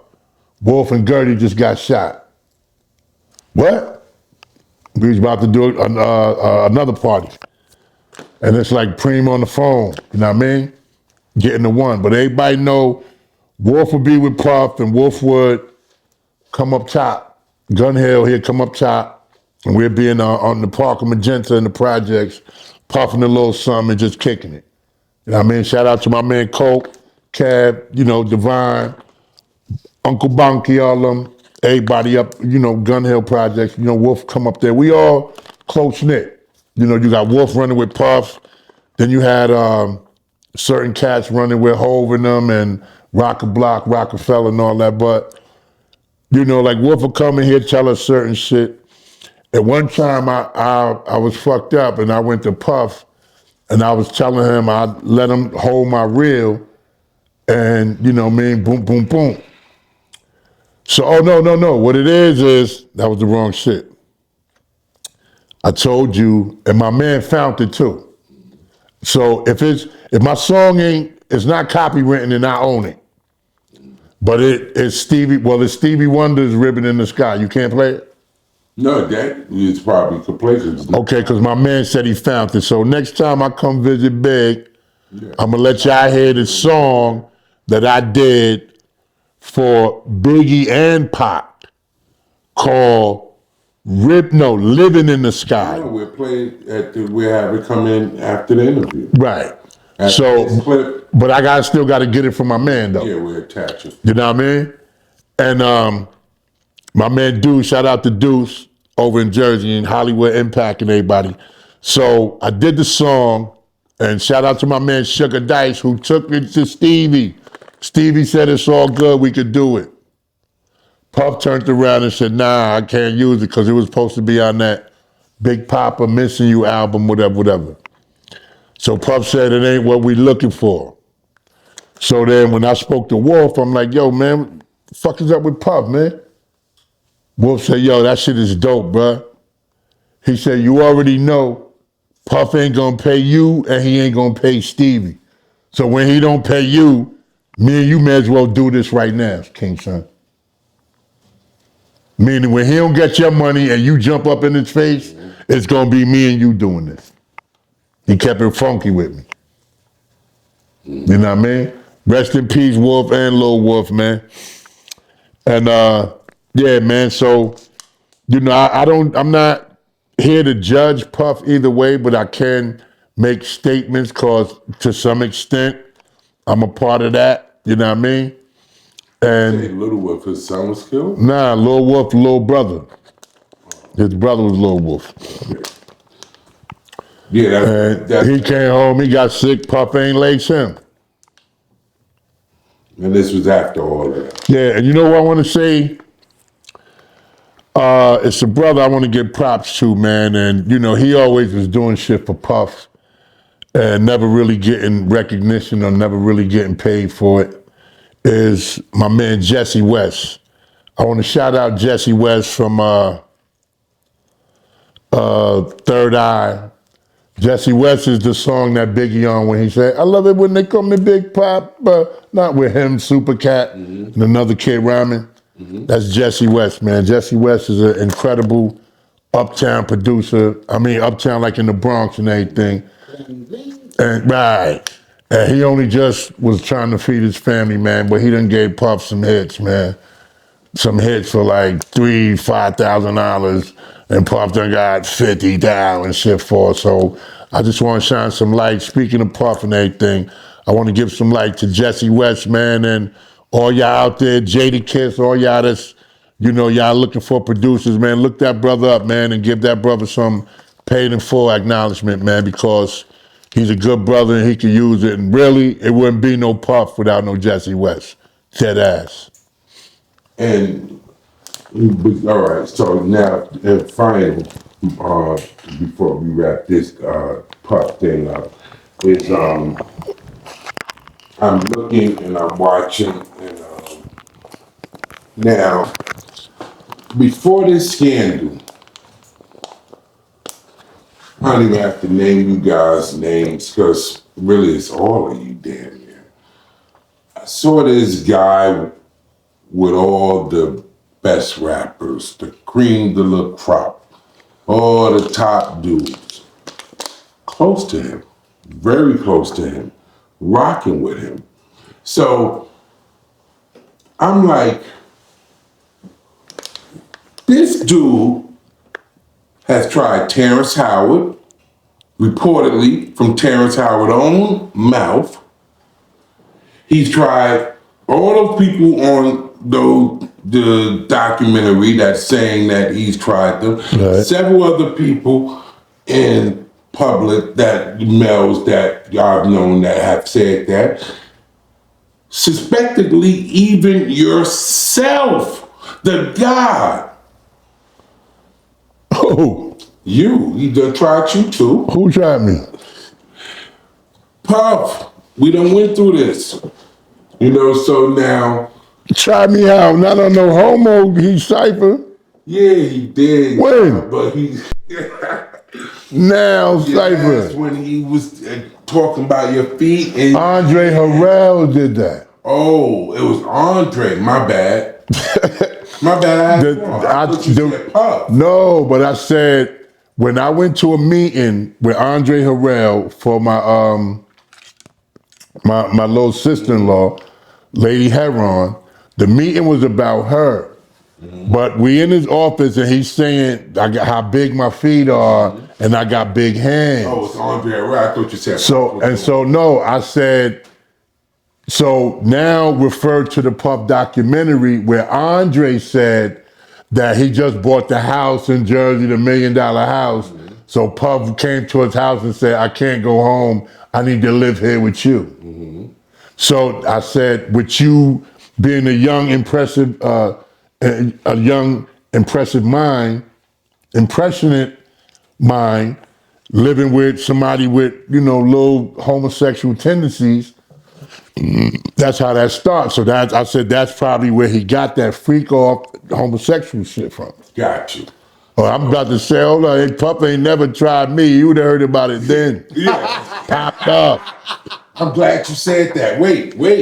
I'm glad you said that. You're going to let us. So, yeah, but evidently we know and we've heard of him trying these men, right? Right. So now I look at all these goddamn rappers that was, like you buddied up running with Puff, Getting money. You know what I'm saying? Some of them even dressing alike. You know what I'm saying? Like a lot of suspect shit. You know what I'm saying? All I'm gonna tell y'all. I see videos of him waking up with dudes. And I don't see no girls, and this shit with the no shirt on, you know what I'm saying? Like men walking around each other with no shirt on. I don't like that. What kind of gay shit is that? I ain't never like that anyway. Basketball, working out, none of that, man. Fuck, you know what I'm saying? We all walking around each other with no shirt on for. Glistening. You know what I'm saying? and mind you, in these videos, they all on the internet. I really don't see women. And I see, I see him singing. Nah, that's what what's the little bull name? Oskino. Yeah. I see little Oskino. Yeah. Shout out to O, man. I kind of had a little beef with him back in the day. Word? Yeah, when talk about that. Nah, he might not remember. Hey, you remember when the All Stars was in Philly, like 2000 or something? Uh-huh. So we all went and everything. And matter of fact, we was on our way to the Puff party in the All Stars, right? So I got a cousin down there that he got a big sports center on South Street. His name Michael Harris, my cousin Ron Harris. So this is my cousin, this is my cousin's sports sneaker, to sell throwbacks, kicks, and all that big store. So, we up in there and I'm talking to my cousin. I'm really just seeing him, said I haven't seen him in a long time. I'm King's son. And I think I might have made a wrong impression on him, cause a couple of Beans wasn't there, so I thought Beans might have been outside, but it was old Skeeno and them that walked in, swagging and shit. So, to me he was a low nigga, but so the nigga pushed me. So I'm like, yo, what the fuck, man? I said, yo, fuck you think you are, man? I smacked the shit out you, man. And so I popped off on him, and he kept walking, right? But my cousin Mike looked at me like, son is one of them niggas. So then I go outside. I'm like, yo, fuck, I'm gonna wait for these niggas outside. But meanwhile, across the street was all of the Bronx, Gun Hill niggas. We always go down like 30 deep. So they like, yo, what up, son? I'm like, yo, man, niggas state property. They want it. Fuck that. Yo, hey, ask the God Divine, man. Shout out. We was like, yo, what? But it ain't never transpired nothing. I was like, yo, who was the nigga? Like, I didn't know it was him then, but they was like, nah. I said, that nigga right there getting in the whip with the white shirt on. They was like, that's that nigga Oskino, whatever. But he was a low nigga he was Phillied out, though. He was, like, man, fuck out the way. You know what I mean? Yeah, no doubt. But he said that, man, like, as a matter of fact, he said it, everybody out there, when you see that clip, with Meek Mill's in the pool, and Oskino said, how you in the pool with a nigga and ain't no girls in the pool? I ain't want to name names. Now, but hold up. Look.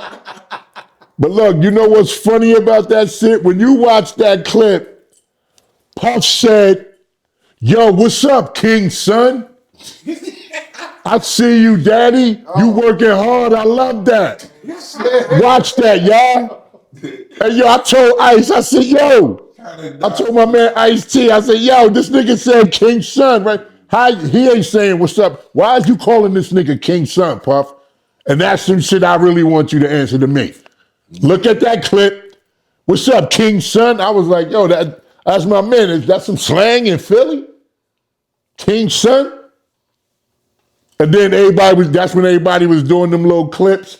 And so I told Ice-T, I said, yo, I'm gonna do a little clip like Puff talking to me. Like, yeah, I love that, daddy. And I was gonna be like, nah, nigga, don't be loving up on me. And shout out to the homie Ice-T and Tretch was like, nah, man, leave that shit alone. Keep it moving. Don't even jump in right there, man. Keep that shit moving, man. You want not with Puff and that bullshit, man. I want not, man. But yeah, anybody out there, when you watch that clip, man, that nigga say, what's up, King Son? So now, again. Hey, hold up. Yeah. And the shit is, I was at one of his white parties. And we'll put the picture that you see. That's it. Yeah.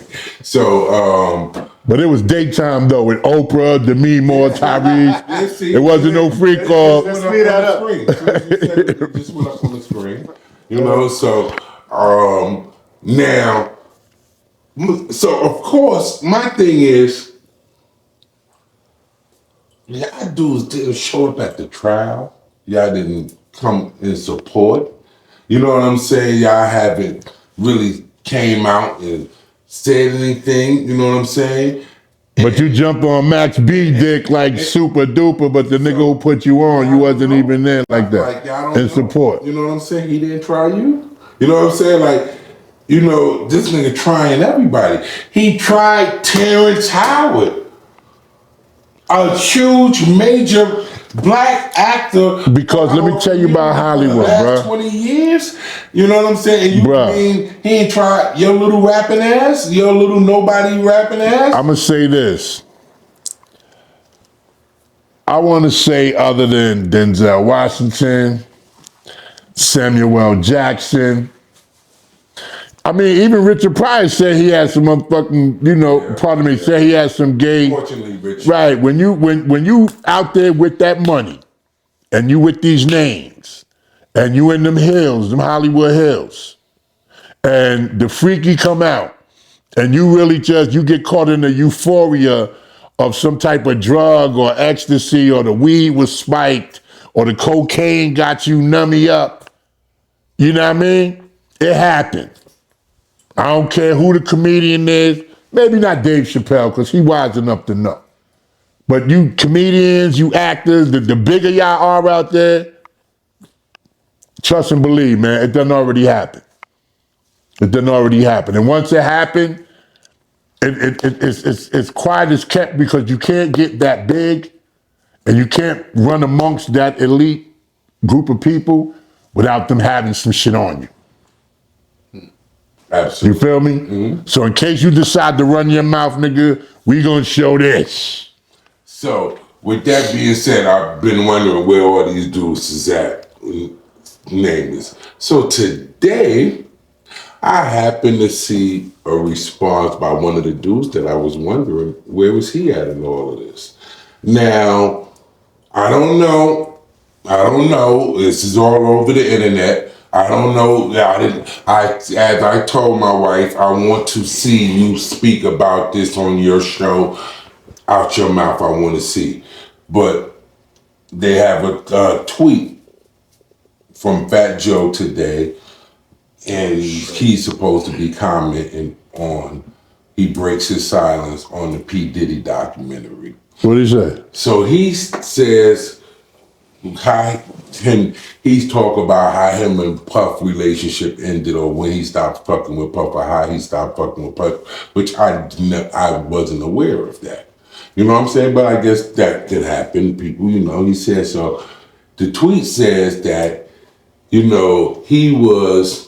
they were in and don't paraphrase me, y'all can look it up, but this is what it kind of said, that he was in the studio. They was in the studio one night, apparently, and they were making music, and it got late or something, and that Puff was looking at him and just kept giving him these weird compliments. Saying, oh, you look so good, you look so nice, oh, you look good in your chain, you looking good in your chain. So he said that he, maybe, like, this nigga bugging, or we drinking, or, drugs, whatever, he said, but afterwards, Puff looked at him and said, I eat that red bone ass. Oh shit. Let's, I want. Hold up, you said Let's pull it up exactly. So nobody tries to. Today this was. Yes. And okay. Hold on. Let's pull it up.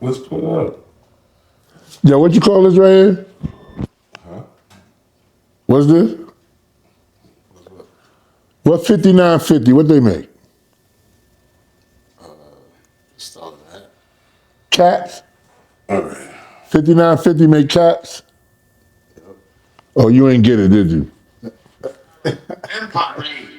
I watched Puff Daddy had the most visible see-through chain you ever seen in your life when I met Puff. He used to run up to me. Where's this shit? Here we go.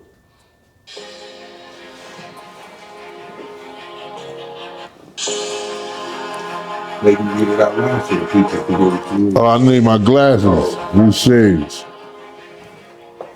All right. It's supposed to be a tweet from Fat Joe all over social media. And it could be fake, I'm just saying, but this is what has been pumped out all day. Allen Iverson Gay. Fat Joe has finally spoken out about Diddy following the release of 50 Cent Netflix. He tweeted, I used to roll with Diddy. He was my homie, but I stopped messing with him after one night in his studio apartment while we were making music. This guy started complimenting me, saying I looked nice with my chain, and even asked if he could touch it. Of course I said no. Nobody in the streets let anyone snatch their chain. We were drinking and working on music when out of nowhere he said, yo, Fat, I eat that red bone ass up. I packed my stuff and I left immediately without saying a word. I don't hang with people like that. I'm opening up now because it clear this guy was seriously sick in the head. Is that him? Nah, that's AI. That's not him. That's AI. I'm gonna tell y'all. So he's fake. I know the particular individual for one. You know his word.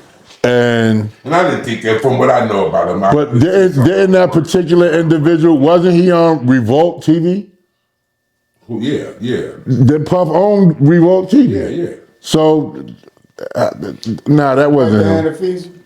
Huh? You're not gonna bite the hand of fees? Got you. Nah, he ain't. That's AI, man. And That's AI. Yeah. He ain't. That's what I said to my wife. I said, I have to see him say this on his show. You know what I'm saying? I have to see him say this on his show. But getting back to it again, like, that's still going to the point though. All you guys was around this dude and he ain't never tried y'all. You know what I'm saying? But he could get around famous actors and, other celebrities and basketball playing ass. See, look, I'm gonna tell you something about homosexuals. But your little rapping ass. Listen though, bro. This is what I seen. That homosexuals, lesbians, people that go that way, they try to act like but they really predators. You see me? And I don't mean that in the bad, like you predator on this, that, and the third. When you see girls that are kind of tomboyish and shit like that, kind of be like dudes and shit like that, and like you might see a girl, she got a man, they try to play on it. They're already praying, they play. Like how you see a girl and you try to get at it. So when it's that homosexual element popping off, what it is they look at you, they see it, they like you or whatever, and then they start, you pray. They see what you like to do. That's where 50 came like, yo, this nigga talking about want to take me shopping. Nigga, that ain't what niggas say. Mm-hmm. Yeah, he saw you, he was praying on you. Yeah. He thought he saw vulnerability in Fifth. Mm-hmm.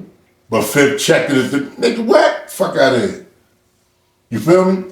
Because 50 doing his own thing. He got his own lane.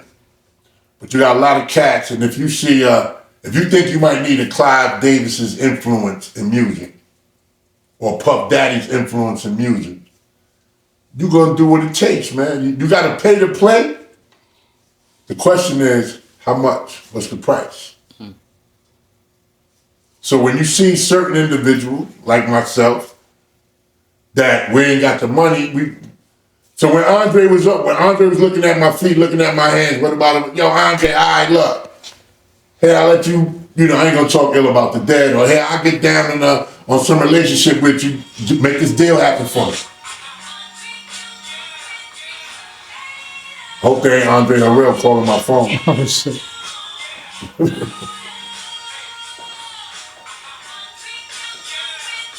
Just hit the side button. All right, that's my ringtone for all y'all that don't know, so.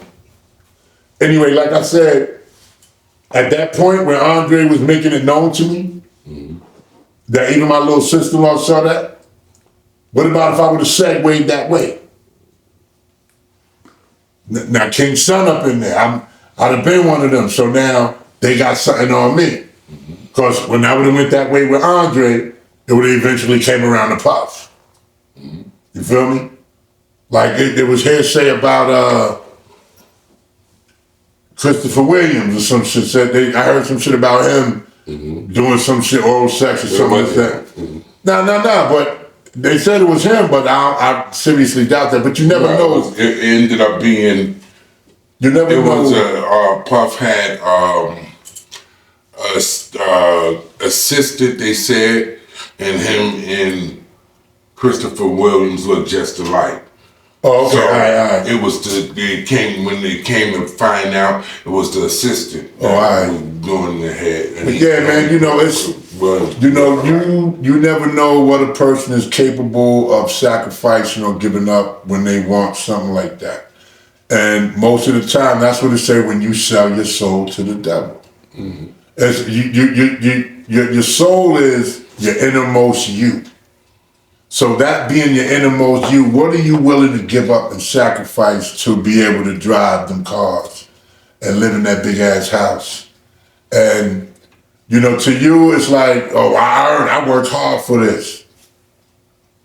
Whatever you need to tell yourself to sleep at night. But it's a lot of people, that's why you see a lot of people that was in the business, a lot of people that was in the music business and fell back. You think Puff was molested? As a child, was he molested? Yeah, you think that this is all, Nah, I mean, I'm not trying to analyze the situation, but I would say from them early days, I don't know when, homosexuality was thrusted his way. So I to ask you that for a reason. So a lot of people, so much they don't know. You know what I'm saying? I know a lot. Like when you're young and you go that way because it happened to you young? About his childhood. Right. You know, and you know about it, but you might have not put the pieces together.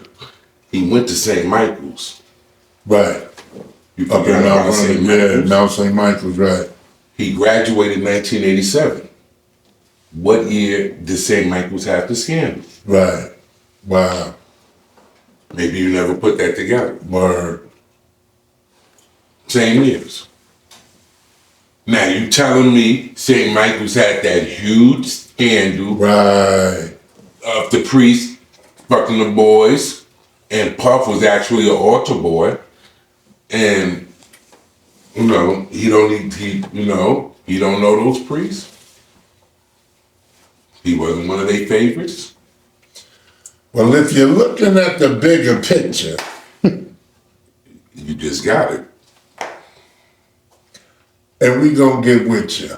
Yeah, man. So, yo, it's more to come. Absolutely. You know what I mean? And Big, thank you always again for welcoming me into the kingdom of God. Definitely. You know what I mean? And everything is peace. We still gotta. I'm gonna have to go back to my kingdom and do the signs on Christmas trees and bail out the Christmas tree clam. Absolutely, yeah. That's a good bill for the people. Yeah, man. But yeah, thanks for having me, man. And I want to thank y'all for tuning in, watching it, man. You know, let Big know what you think of King's Son as a guest, and let me know. You can say the negative shit. I don't want to curse because I keep learning that. You know, the more I show myself, the more I'm learning about this social media, and the more you curse and say negative things, you know, that's when they flag you and shut you down. And I don't like to I got a problem with authority because I am authority. So the best way for me to deal with authority is to be respectful of it. You know what I mean? So, you know, let Big know what y'all think, man. Get at me, let me know what y'all think. And we see y'all in the next go round. You heard? Peace.